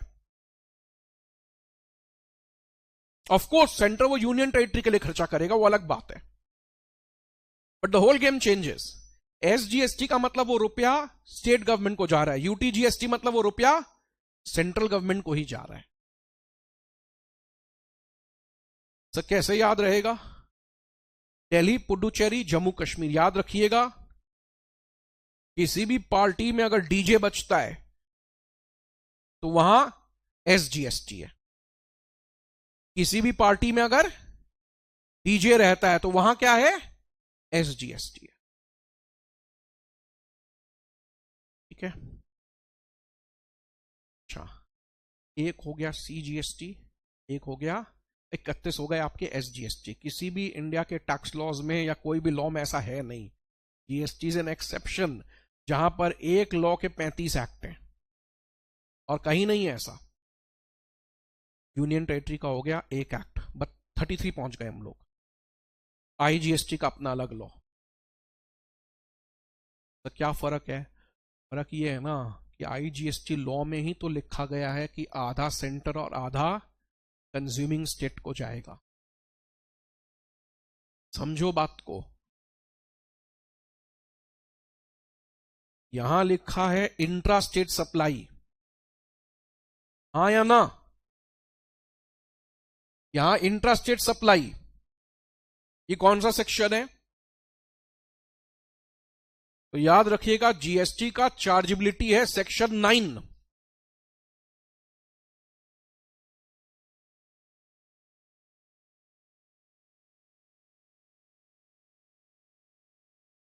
GST का चार्जेबिलिटी है section 9।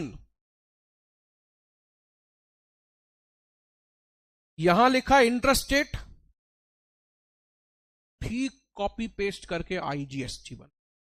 TGST is the master act और उसी को कॉपी पेस्ट करके बाकी सारे एक्ट बनाए गए। थोड़ा सा अगर नीचे जाएं, IGST का चार्जेबिलिटी मिलेगा। IGST का चार्जेबिलिटी क्या है? सेम। क्या है चार्जेबिलिटी? सेम। लेकिन वहां लिखा हुआ है इंट्रा के जगह इंटर।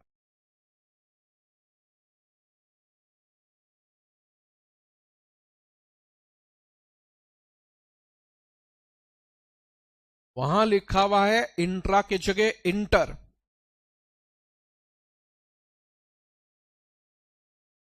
सब कॉपी पेस्ट है with change of those words. कितने एक्ट हो गए? 34 हो गए मेरे समझ से। एक CGST, 31 SGST, 32, एक IGST और एक UTGST। अभी क्या हुआ? प्रोड्यूसिंग स्टेट्स सेंट्रल गवर्नमेंट को बोले कि सर आप कंफर्म करते हो कि हमारा जो नुकसान होगा, क्योंकि आप तो कंज्यूमिंग स्टेट को टैक्सेस दे रहे हैं, तो हमारा जो नुकसान होगा आप भर देंगे। तब प्रोड्यूसिंग स्टेट्स ने कहा वादा किया वो निभाना। ठीक है, वादा कैसे निभाया गया? GST compensation act. Central government ने एक एक्ट लाया कि इंडिया में GST मेजर रिफॉर्म। हम लोगों ने एक डिसीजन लिया कि जो कंज्यूमिंग स्टेट्स है वो पिछड़े हुए हैं। आज बंगाल, बिहार, उत्तर प्रदेश में जितना डेवलपमेंट होना चाहिए था उतना हुआ नहीं, उसके लिए उनको फंड्स चाहिए।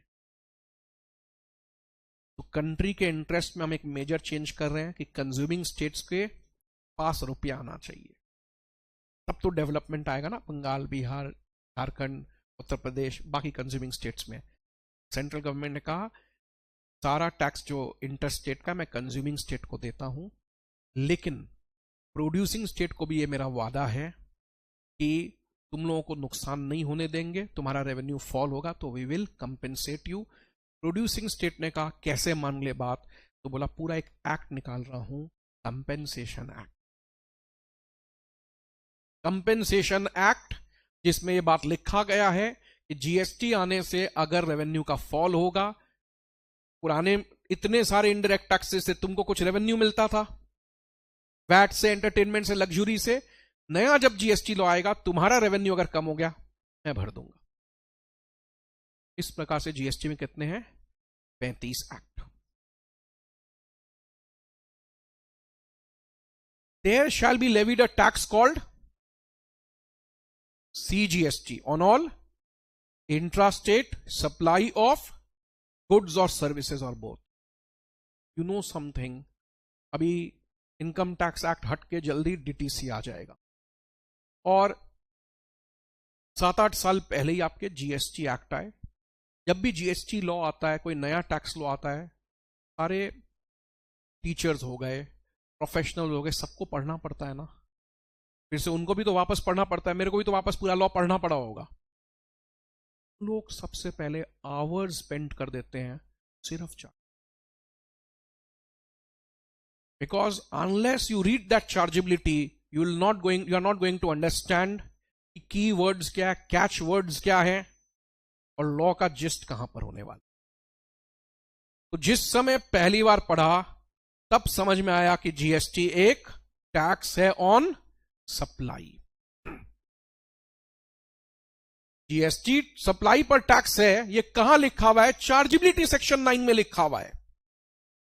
सप्लाई ऑफ गुड्स और सर्विसेज और बोथ।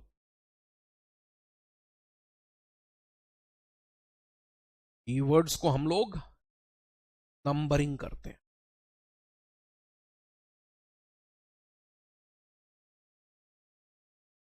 ठीक है ना, कीवर्ड्स को हम लोग नंबरिंग करते हैं। Except on supply of alcoholic liquor और ह्यूमन कंजम्पशन। जीएसटी जो है सप्लाई पर है, यह बात समझ में आ गया। सप्लाई ऑफ गुड्स और सर्विसेज ऑफ बोथ, मैंने भी जो लिखाया था व्हाट इज जीएसटी यहीं से निकाल के लिखाया था कि GST is a tax on supply, लेकिन बोल रहा है एक्सेप्ट अल्कोहलिक लिकर। ये क्या बात हुआ? अल्कोहलिक लिकर पे टैक्स हमेशा से ही स्टेट गवर्नमेंट को जाता है। अल्कोहलिक लिकर पे टैक्स हमेशा से ही स्टेट गवर्नमेंट को जाता है। जब बात हुआ आज से सब 50-50, बोला एक जमाना था कुछ टैक्स तुम लेते थे कुछ हम लेते थे, छोड़ो ये कल की बातें, आज से सब मिलाकर जीएसटी सब 50-50। तब स्टेट गवर्नमेंट ने कहा sorry alcoholic liquor this we are not going to share, ये बॉटल नहीं देने वाले, this we are not going to share.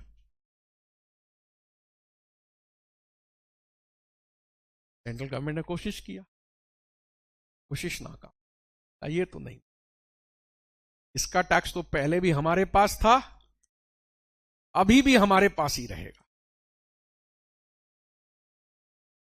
Alcoholic liquor पे state governments heavily dependent on their, उनका रेवेन्यू पूरा हिल जाएगा the moment that tax is gone. Alcoholic liquor पे पहले भी स्टेट गवर्नमेंट टैक्स लगाता था, आज भी स्टेट गवर्नमेंट लगा रहा है। अल्कोहलिक लिकर जो है जीएसटी में नहीं आया है, अल्कोहलिक लिकर जीएसटी में नहीं आया है, क्यों नहीं आया? This we are not going to share. Why you are not going to share? You don't have to share the bottle, you have to share the revenue. No, because state governments are heavily and very heavily dependent on it for their revenue.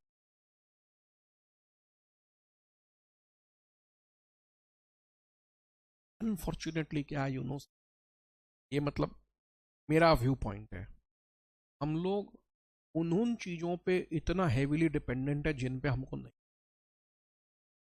Alcohol, tobacco, petrol, diesel, ये 3 largest contributor of revenue.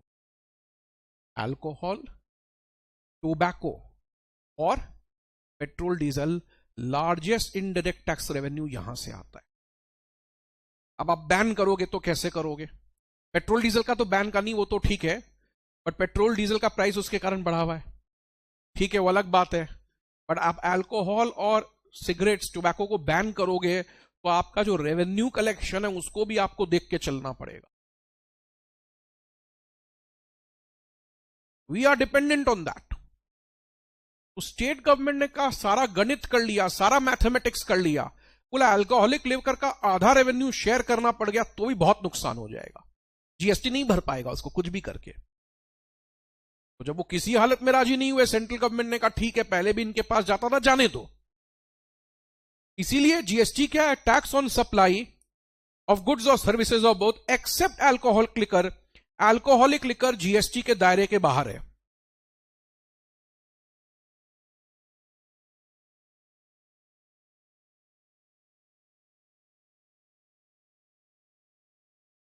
Keywords you must mark them.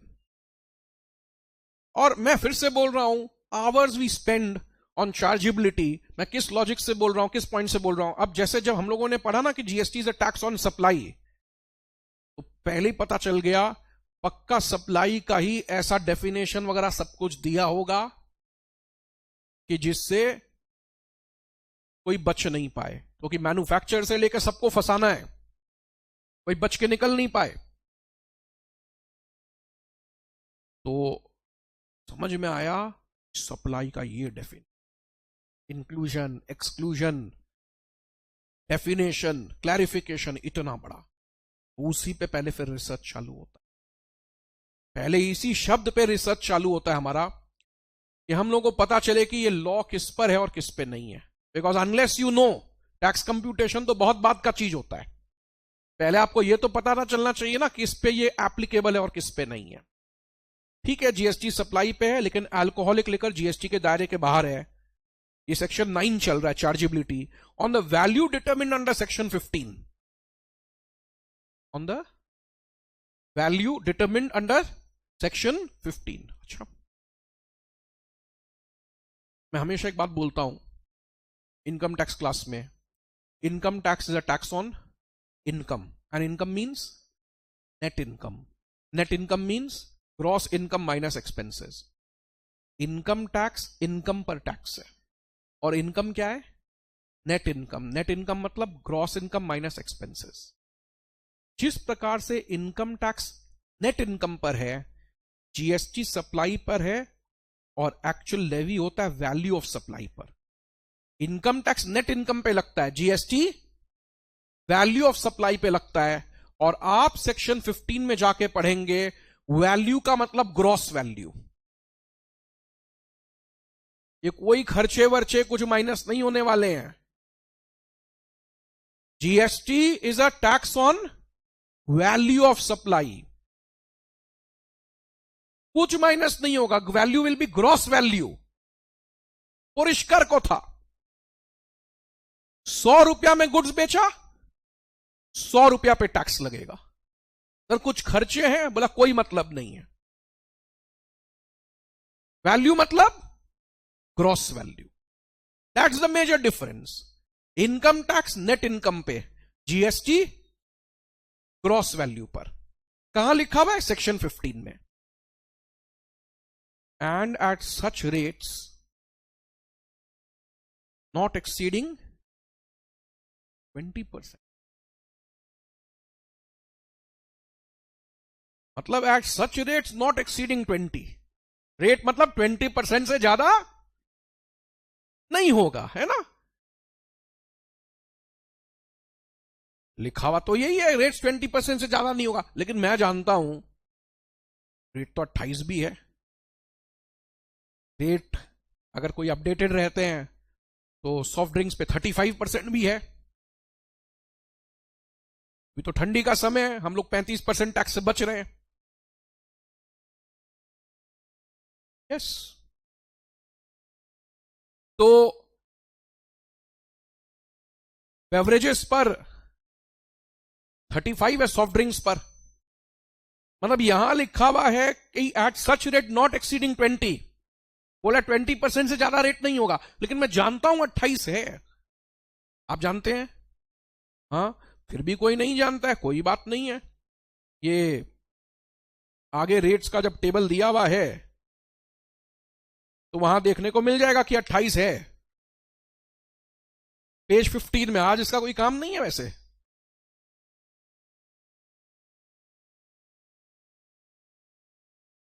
लेकिन ये बात नहीं समझ में आता है, chargeability बोल रहा है नॉट एक्सीडिंग 20,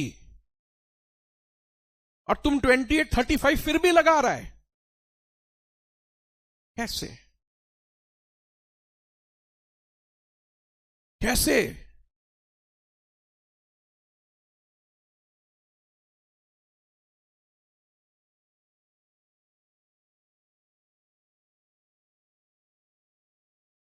बोलिए। हाँ, ये सीजीएसटी एक्ट है। सेंट्रल गवर्नमेंट ने कहा मेरा जो सीजीएसटी है वो 20 क्रॉस नहीं करेगा। फिर स्टेट गवर्नमेंट ने कहा मेरा जो एसजीएसटी है वो भी 20 क्रॉस नहीं करेगा। तो समझ में आया 40 क्रॉस नहीं करेगा, मैक्सिमम रेट इज 40, इसलिए 28 35 लग सकता है। ये सीजीएसटी एक्ट है। सेंट्रल गवर्नमेंट ने कहा आधा बात, देखो सीजीएसटी 20 क्रॉस नहीं करेगा। स्टेट गवर्नमेंट आया, बोला देखो एसजीएसटी 20 क्रॉस नहीं करेगा। मिला के समझ में आया आधा बात बोला जा रहा है, तो ओवरऑल 40 क्रॉस नहीं करेगा। तो जीएसटी का maximum rate is capped at 40%।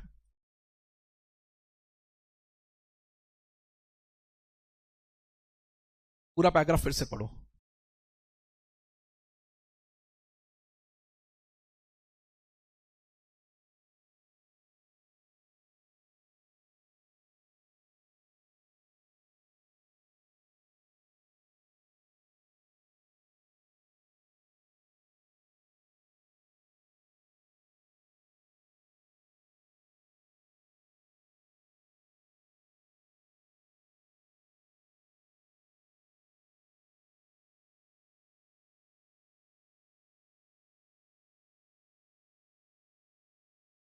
Yes,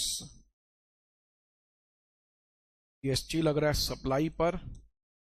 सारे गुड्स कवर्ड है अल्कोहलिक लिकर को छोड़ करके। किस पे लगता है जीएसटी?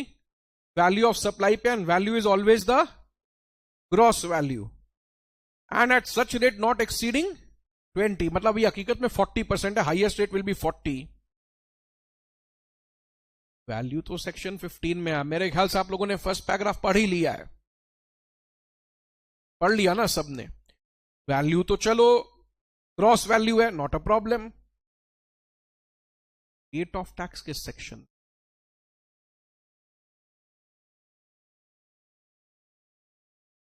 जीएसटी का रेट ऑफ टैक्स अगर मेरे को देखना हो, मैंने आपको जीएसटी एक्ट थमा दिया। एक्ट थमा के मैंने बोला किताब खोलो, मेरे को रेट ऑफ टैक्स कहां मिलेगा ये बता दो।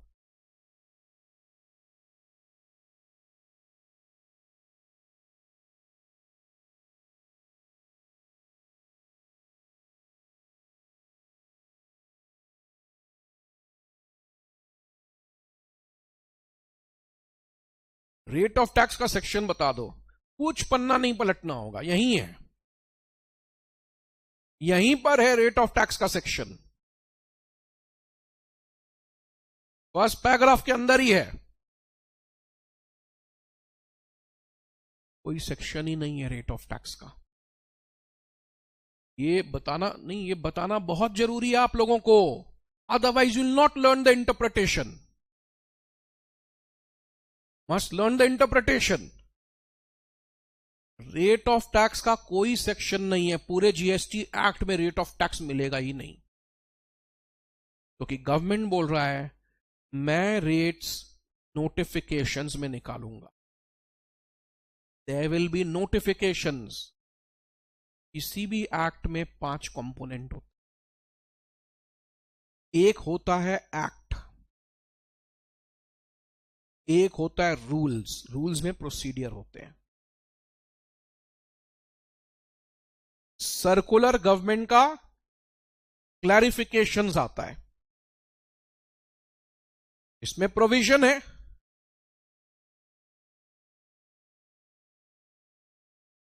इसमें प्रोसीडियर है,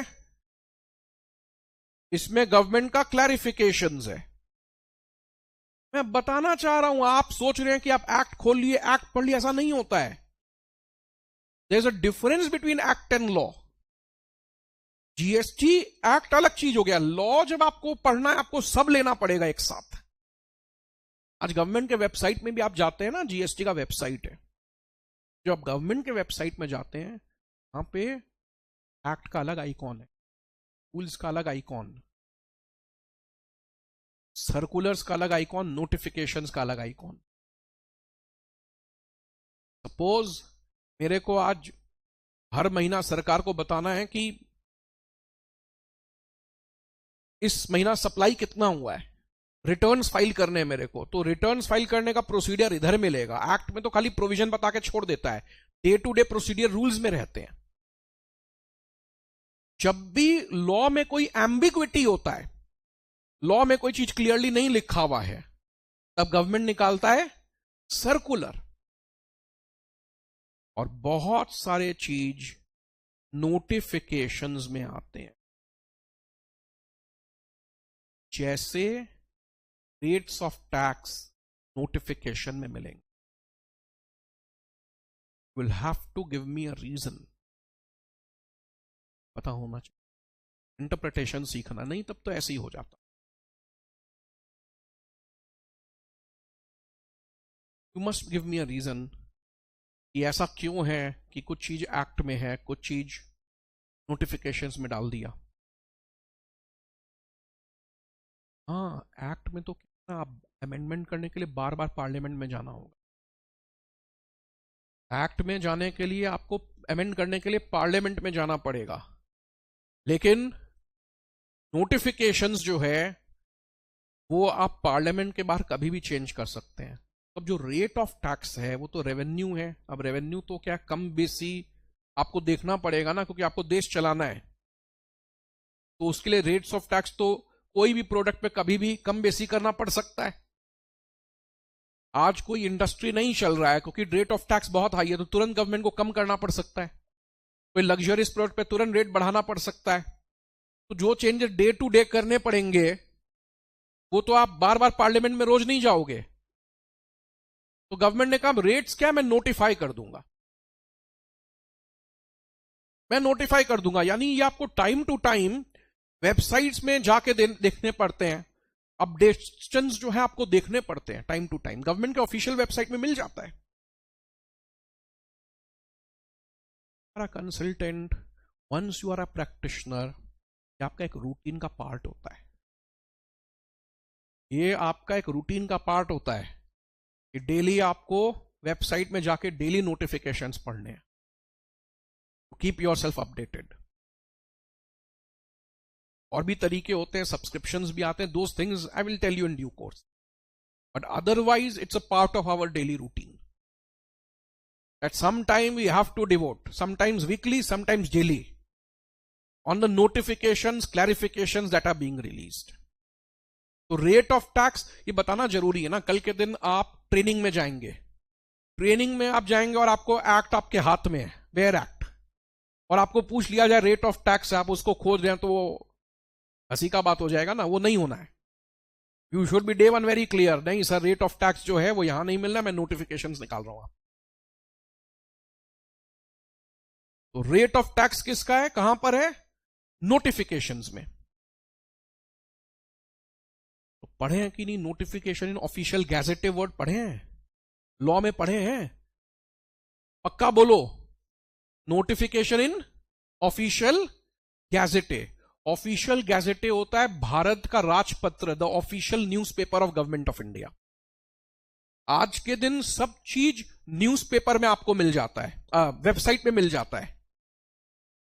आज से 25 साल पहले भी या 2 डिकेड्स पहले भी ये कोई वेबसाइट में कुछ नहीं होता था। तो वो आपको राजपत्र जो है, नोटिफिकेशन, जो official newspaper of government of India, वो लेने पड़ते थे और उसमें आपको अपडेशंस मिलते थे। रेट ऑफ टैक्स कहां पर याद रहेगा सबको? किसी एक्ट में नहीं है, कहां है? नोटिफिकेशंस में। मेरा ऑब्जेक्टिव खाली आपको बता देना नहीं है, मैं आपको लीगल इंटरप्रिटेशन सब जगह सिखाऊंगा। I'll teach you many things inside there. अच्छा, as may be notified by the government on the recommendation of the council. Council क्या हो गया? अब काउंसिल क्या हो गया? हाँ, मीटिंग हो गया, वो काउंसिल हो गया। नहीं नहीं, मैं बताता हूं, आप अच्छा ट्राई किए, मैं तो बहुत अप्रिशिएट करता हूं, हर स्टूडेंट ट्राई करना चाहिए। नहीं, आप बोलो ना उसमें कुछ नहीं है। I am very happy with any answer you give me. मैं स्टूडेंट्स को बोलता हूं फील एट होम।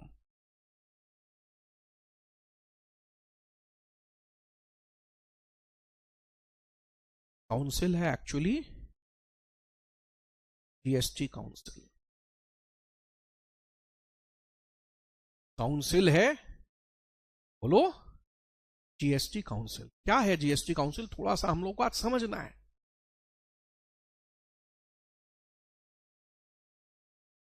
जीएसटी किसका बेबी है, किसका लॉ है? सेंटर का कि स्टेट का?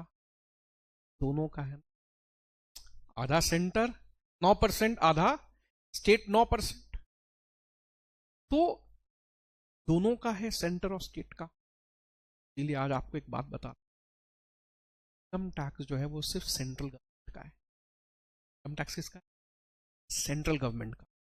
तो इनकम टैक्स में भी होता है, बजट में हर साल बजट आता है, बजट में इनकम टैक्स में जो चेंजेस होता है सेंट्रल गवर्नमेंट खुद से कर लेता है और किसी से परमिशन का कोई आवश्यकता नहीं। सेंट्रल गवर्नमेंट आया, बजट जो है रीडिंग हुआ, ये इनकम टैक्स में अमेंडमेंट, बात खत्म। जीएसटी तो दोनों का है, सेंट्रल और स्टेट का।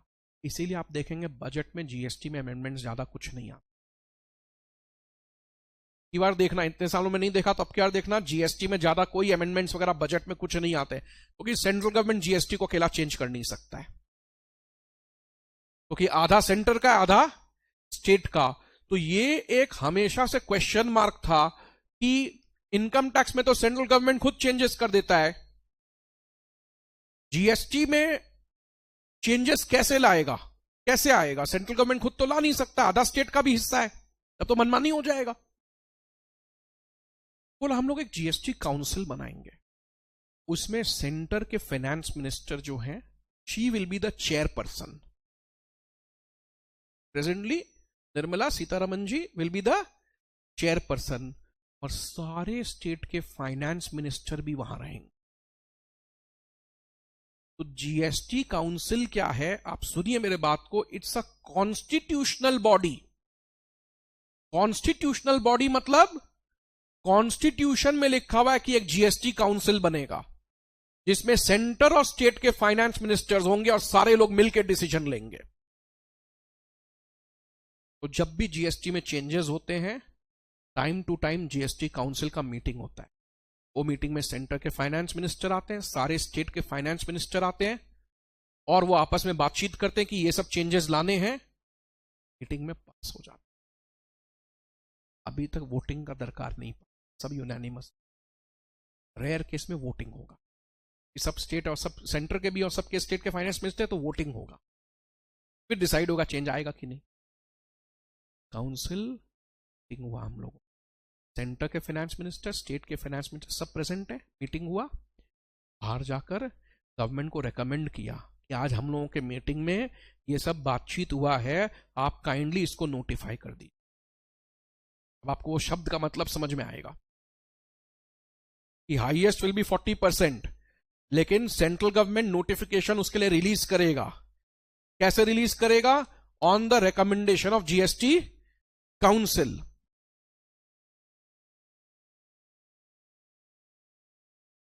मैं कुछ बोला हूं, आप सुने हैं और आप उसको भूल गए हैं, ऐसा कुछ होने वाला नहीं है, बिकॉज सब चीज लिखा दूंगा।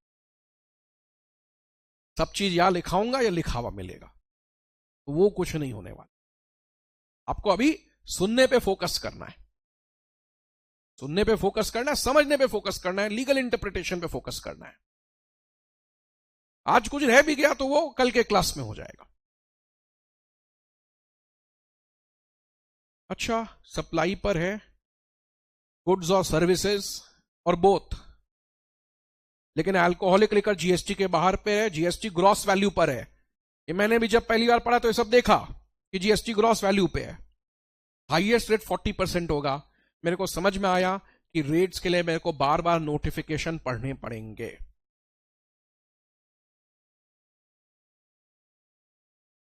And collected in such manner as may be prescribed and shall be paid by taxable person. Shall be paid by taxable person. चिल्लाने का क्या बात? आपका क्वेश्चन है ना सर, चिल्लाने का क्या बात है इसमें? टैक्सेबल पर्सन में चिल्लाने का बात है। हर टैक्स लॉ कौन देता है? दैट इज, जब हम लोग एक्साइज ड्यूटी पढ़ते थे, पूरे शुरू से एंड तक वर्ड था मैन्युफैक्चर। तो मैन्युफैक्चरर का डेफिनेशन सुप्रीम होता था, क्योंकि से रेवेन्यू, हम लोग टैक्स पेयर है ना, टैक्स पेयर है, तो टैक्स पेयर को किस नाम से बुलाया जाता है? मेरा बात समझो। नहीं नहीं, एसएससी नहीं, ले सुनो, टैक्स पेयर को किस नाम से बुलाया जाता है? एक्साइज में टैक्स पेयर का नाम होता था मैन्युफैक्चर, सर्विस टैक्स में टैक्स पेयर का नाम होता था सर्विस प्रोवाइडर, इनकम टैक्स में टैक्स पेयर का नाम होता है एसएससी, और जीएसटी में टैक्स पेयर का नाम होता है टैक्सेबल पर्सन। आप कभी भी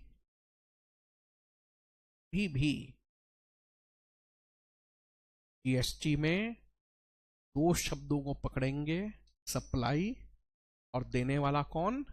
taxable. This is very important. जिनको भी इनकम टैक्स का थोड़ा सा नॉलेज है, उनको इस शब्द का इंपॉर्टेंस बहुत ज्यादा समझ में आए कि पूरे इनकम टैक्स क्लास में 75-80 क्लास में रोज एक शब्द यूज होता है एसएससी, क्योंकि he is the tax payer.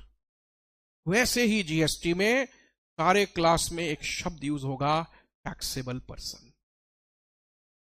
If I ask you कौन देगा tax, you will always say taxable person. इस पैराग्राफ को पढ़ें, इसमें एक चीज नहीं है और वो बहुत प्रोफाउंड है, पढ़ें इसको।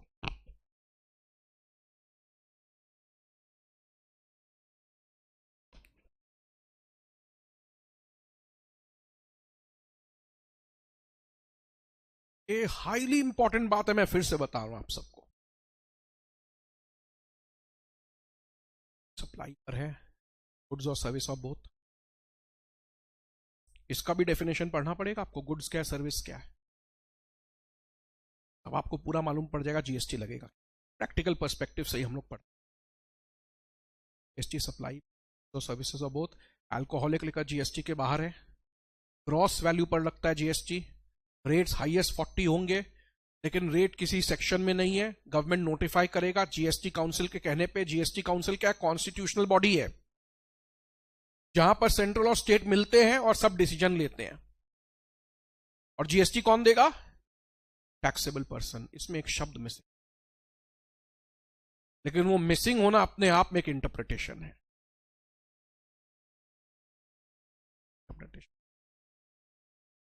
एक बात बताता हूं, हमारे इनकम टैक्स में क्या होता है इस साल के इनकम पर टैक्स देना पड़ता है अगले साल। इनकम टैक्स में एक नियम होता है कि आप इस साल कमाएंगे और उसका टैक्स आप देंगे ठीक नेक्स्ट ईयर। इसीलिए इनकम टैक्स में एक शब्द भी होता है, प्रीवियस ईयर असेसमेंट ईयर। जिस साल कमाई लिया प्रीवियस ईयर, और जिस साल टैक्स दे दिया असेसमेंट ईयर। जीएसटी में वो शब्द ही मिसिंग है। जीएसटी में कोई 2 साल का इन्वॉल्वमेंट है ही नहीं, कोई प्रीवियस ईयर नहीं, कोई असेसमेंट ईयर नहीं, कोई ऐसा नहीं है कि इस साल का टैक्स अगले साल देंगे। तो इसका इंटरप्रिटेशन ये है, GST will always be paid in the same financial year. अब नकदी चलता है यहां। अप्रैल का जीएसटी मैं आपको बता देता हूं, 20 मई को पेमेंट होती। फिर मई में सेल हुआ, सप्लाई हुआ। मैं सेल वर्ड यूज कर रहा हूं, supply is a legal word. Sale word 1-2 दिन यूज कर रहा हूं, आपके दिमाग में थोड़ा क्लियर रहे, आम भाषा। मई में सेल हुआ 20 जून, जून में हुआ 20 जुलाई, मार्च में सेल हुआ 20 अप्रैल। जीएसटी मतलब क्या होता है, बहुत सारे टैक्स लॉज हमारे यहां होते हैं ऐसा कि इस साल के कमाई पे अगले साल देना। जीएसटी में वो है ही नहीं शब्द एकदम। और रादर गवर्नमेंट बोला है मैं प्रेस्क्राइब मैनर में ले लूंगा टैक्स आपसे। टैक्स है वो मैं ले भी लूंगा। क्या क्या लूंगा? प्रेस्क्राइब मैनर यही है इसका, हर महीना। ओ कोई वेट कुछ नहीं, वो कुछ नहीं होगा। आस्ते बछर आबार होबे, वो सब कुछ नहीं चलेगा। Same GST will be paid in the same year. Second paragraph देख,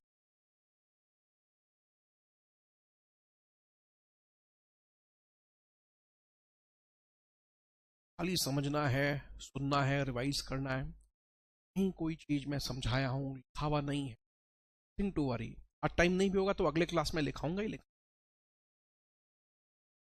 मिस होने का कोई स्कोप नहीं। आपके भी पूरा अधिकार है, आप मेरे को आराम से बोल सकते हैं। Second paragraph,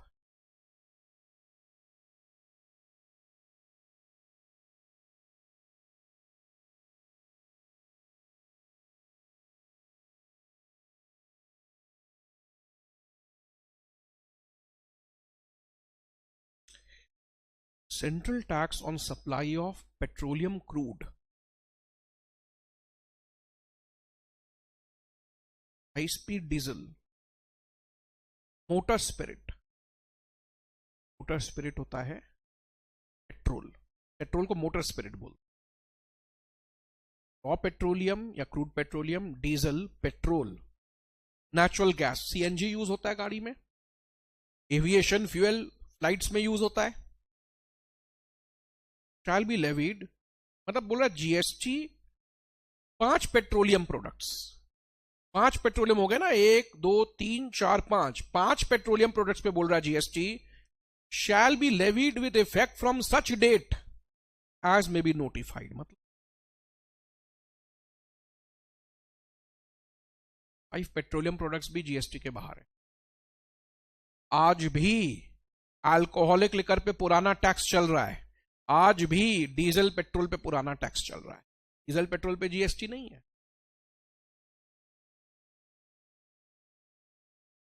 diesel, petrol, CNG, raw petroleum और फ्लाइट्स में जो यूज होता है एविएशन फ्यूल, ये पांचों आज भी जीएसटी में नहीं है।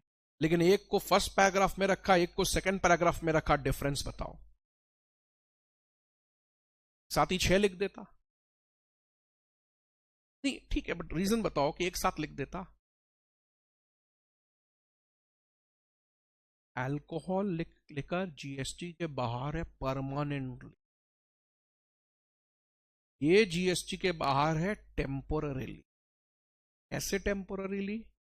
कि बोल रहा है जीएसटी इस पर शैल बी लेविड होगा, बाद में आएगा, with effect from such date as may be notified. Government notify करेगा ऐसा दिन जब पेट्रोल डीजल पे जीएसटी आएगा।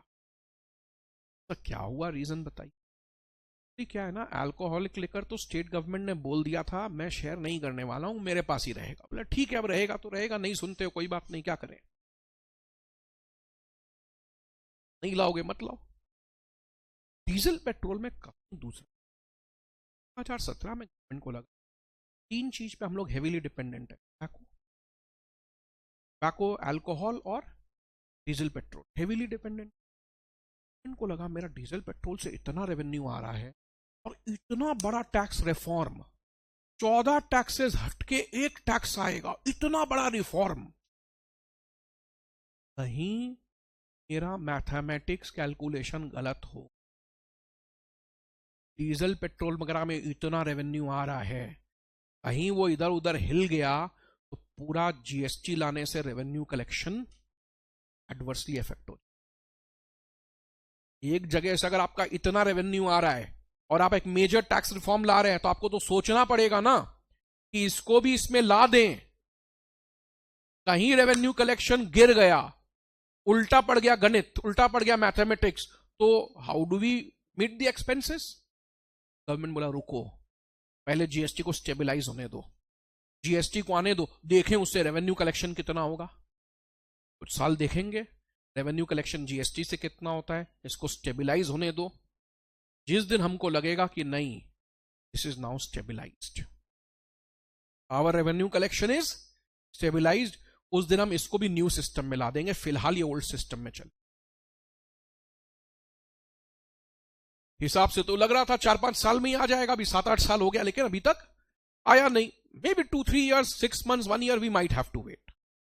लेकिन ये पेट्रोलियम प्रोडक्ट जीएसटी में आएगा, उस दिन आएगा जिस दिन गवर्नमेंट को फील होगा कि नहीं मेरा रेवेन्यू कलेक्शन ठीक है, स्टेबलाइज है, मैं अब वो रिस्क ले सकता हूं, क्योंकि तो यहां से मेजर रेवेन्यू आता। मैंने जो भी पढ़ाया है वो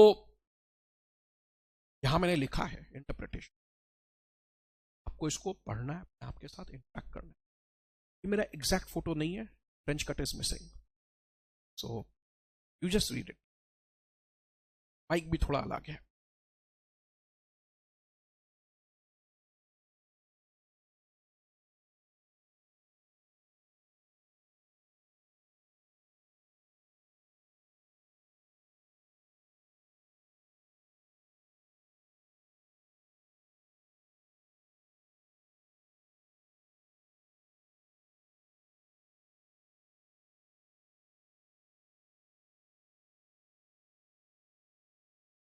लोग पढ़ लिया ना एक बार,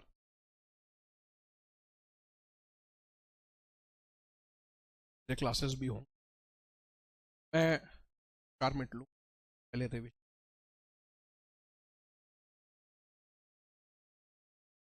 पहले मेरे को आज के क्लास में वंस अपॉन में डायरेक्ट टैक्स थे, टैक्सेस सेंट्रल का, कुछ स्टेट, मैन्युफैक्चर पे ये ले लिया, सेल पे ये ले लिया एंड सो ऑन। 2017 में गवर्नमेंट ने कहा कस्टम अभिजन, लेकिन बाकी इनडायरेक्ट टैक्सेस क्या किए, जीएसटी में मिला दिए।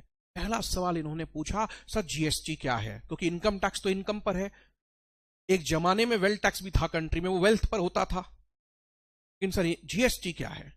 मैंने कहा GST is a tax on supply of goods और सर्विसेज और बोथ, नोइंग द फैक्ट कि ये सप्लाई शब्द बहुत इंपॉर्टेंट। कैसे इंपॉर्टेंट है सप्लाई शब्द, इसलिए इंपॉर्टेंट है ये सप्लाई शब्द क्योंकि मैन्युफैक्चरर से लेकर सब कोई अल्टीमेटली कुछ ना कुछ सप्लाई करेंगे ही।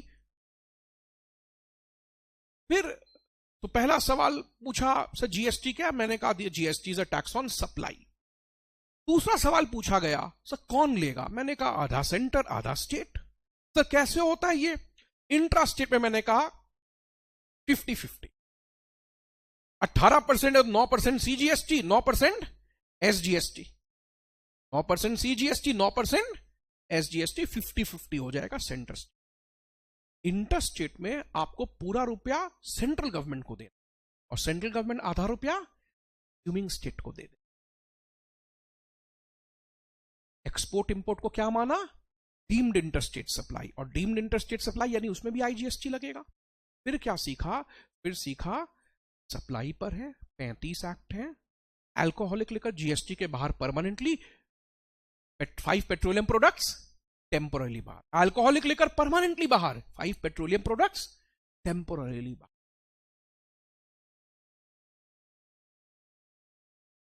मालूम पड़ा ग्रॉस वैल्यू पे लगता है, हाईएस्ट रेट 40% होगा, नोटिफिकेशंस में मिले। कौन नोटिफाई करेगा? गवर्नमेंट। कैसे करेगा? जीएसटी काउंसिल में सेंटर और स्टेट के फाइनेंस मिनिस्टर्स का मीटिंग होगा, फिर वो बताएंगे, तब रेट नोटिफाई होगा। कलेक्शन कैसे होता है? हर महीना होता है। यहां पे एसएससी बोल के कुछ नहीं, टैक्सेबल पर्सन देता है। टैक्स पेयर का नाम क्या है? टैक्सेबल पर्सन, और सेम ईयर में देना पड़ता है। इतना हमारा आज का। लेकिन फिर भी सबसे इंपॉर्टेंट बात क्या है? जीएसटी में जहां भी जाते हो वहीं चली आती हो, मतलब जहां गुड्स और सर्विसेज जाएगा टैक्स वहीं जाएगा। जीएसटी हमेशा कंज्यूमिंग स्टेट को, हमेशा कंज्यूमिंग स्टेट को। दो चीज होता है, एक आपको पहले देखना है, सारे बात आपको देखिए, सब्जेक्ट नया चालू होता है ना, मन में बहुत क्वेश्चंस होते हैं, लेकिन ये क्वेश्चन धीरे धीरे सेटल होंगे। आज you might be asking me supply can all those, आने वाले 10 क्लास वही पढ़ना है, तो अभी क्वेश्चंस के लिए बॉदर मत करो। क्लासेस आपके अल्टीमेटली इंटरैक्टिव ही होंगे। तो जो इनकम टैक्स जस्ट कंप्लीट कर लिए उनको पता है, बड़ा इंटरैक्टिव क्लासेस रहता है हम लोग। मैं क्लास के बाद हमेशा ही अवेलेबल रहता हूं, आराम से आप से आते हैं क्लासेस के लिए, डाउट्स क्वेरीज जो भी है रिजॉल्व करिए, दिस फील एट होम। इसमें जो स्टूडेंट्स कर चुके हैं क्लासेस उनको this feel very free at home, and queries वगैरह भी आराम से क्लासेस के बाद लिया जाएगा। एक दो क्लास थोड़ा सा असुविधा है अभी, बिकॉज मेरा जो पुराना बैच है, जस्ट जो बैच अभी वो हिसाब से कल खत्म हो जाना चाहिए था, लेकिन हमारे 3-4 क्लास रह गए, तो मैं अभी 11 बजे वापस क्लास देके वो कंप्लीट करना। मेरा पर्सनल व्हाट्सएप नंबर, ये मेरा पर्सनल नंबर है 82749736। आप लोग कभी भी इसमें फ्रीली अपने क्वेरीज को शेयर करिए, कोई हेल्प चाहिए आप शेयर करिए। ऑफिस का नंबर है 93970653। इसमें मेरे नंबर में फर्स्ट मैं रिक्वेस्ट करता हूं व्हाट्सएप ही आप करें, ये ऐसा मेरा रिक्वेस्ट रहता है। इसमें आप कॉल करिए, व्हाट्सएप करिए, मेल आईडी भी आप लोगों के पास है क्योंकि उसी से लिंक गया है। रियली हेल्प सी। ऐसा होता है किसी किसी स्टूडेंट्स का टेक्निकल इशू 2 बार की जगह 4 बार आता है, 5 बार आता है, तो हेजिटेशन होता है। हेजिटेशन मत रखना, हेजिटेशन मत रखना। बड़ा फ्रीली अपना घर समझ के आप हेल्प सीख करिए, अपना घर समझ के। और अगर आपका इशू टीम 24 घंटा के अंदर रिजॉल्व नहीं करता है, आपके पास आराम से, मैं बता रहा हूं, मेरा नंबर, आप सीधा मेरे को व्हाट्सएप करिए। संडे अलग बात है, संडे ऑफिस बंद रहता है, बट फ्राइडे आपने कहा और 24 घंटा के अंदर इशू रिजॉल्व नहीं हुआ, कोई टेक्निकल इशू है, कोई हेल्प है, कुछ भी है, अगर 24 घंटा आप मेरे को पर्सनली व्हाट्सएप करिए, मैं पर्सनली उसको फॉलो अप करता हूं। कल के क्लास के बिगिनिंग में ये जो बताया है, कुछ एक चीज जो लिखाना रह गया वो लिखाऊंगा भी मैं, ठीक है ना। आपको 5 से 7 मिनट, सब्जेक्ट धीरे धीरे डेवलप होता है, बड़ा सुंदर और प्यारा ढंग से डेवलप होता है। आपके कॉन्सेप्ट्स और कॉन्फिडेंस एवरी क्लास में बढ़ते चले जाते हैं। संघ में चैप्टर वाइज प्रिपरेटरी टेस्ट रहेगा। हम लोग 2-3 चैप्टर पढ़ लिए, फिर एक टेस्ट पेपर सॉल्व करेंगे। नहीं सर, हम लोग को डर लगता है, कॉन्फिडेंस नहीं, नहीं, मैं सॉल्व करा, 1-2 पेपर शुरू में मैं सॉल्व कराऊंगा, फिर धीरे धीरे आप सॉल्व करने लग जाएंगे। These things will happen very slow. Chapters 2-3-4 chapters हो जाएंगे, फिर एक रिवीजन क्लास हो जाएगी, तो वो चैप्टर्स आप नहीं भूलेंगे। All these things will be taken care of. 1 second से बेसी नहीं लूंगा, 1 सेकंड से बेसी नहीं लूंगा। GST is a tax on supply of goods और सर्विसेज ऑफ बोथ। इंट्रा में सी और एस, इंटर में आई। आप आई सेंटर को दिए, फिर चुप, वो अपने आप आधा कंज्यूमिंग स्टेट को देगा, वो आपका हेडेक नहीं है, लेकिन मतलब सम में आपके वो रिफ्लेक्ट नहीं होगा। Export import deemed interstate supply. Alcoholic liquor GST के बाहर, 5 पेट्रोलियम प्रोडक्ट्स टेम्पोररीली बाहर। ग्रॉस वैल्यू पे हाईएस्ट रेट 40 नोटिफाई करेगा, taxable person same financial year में देगा।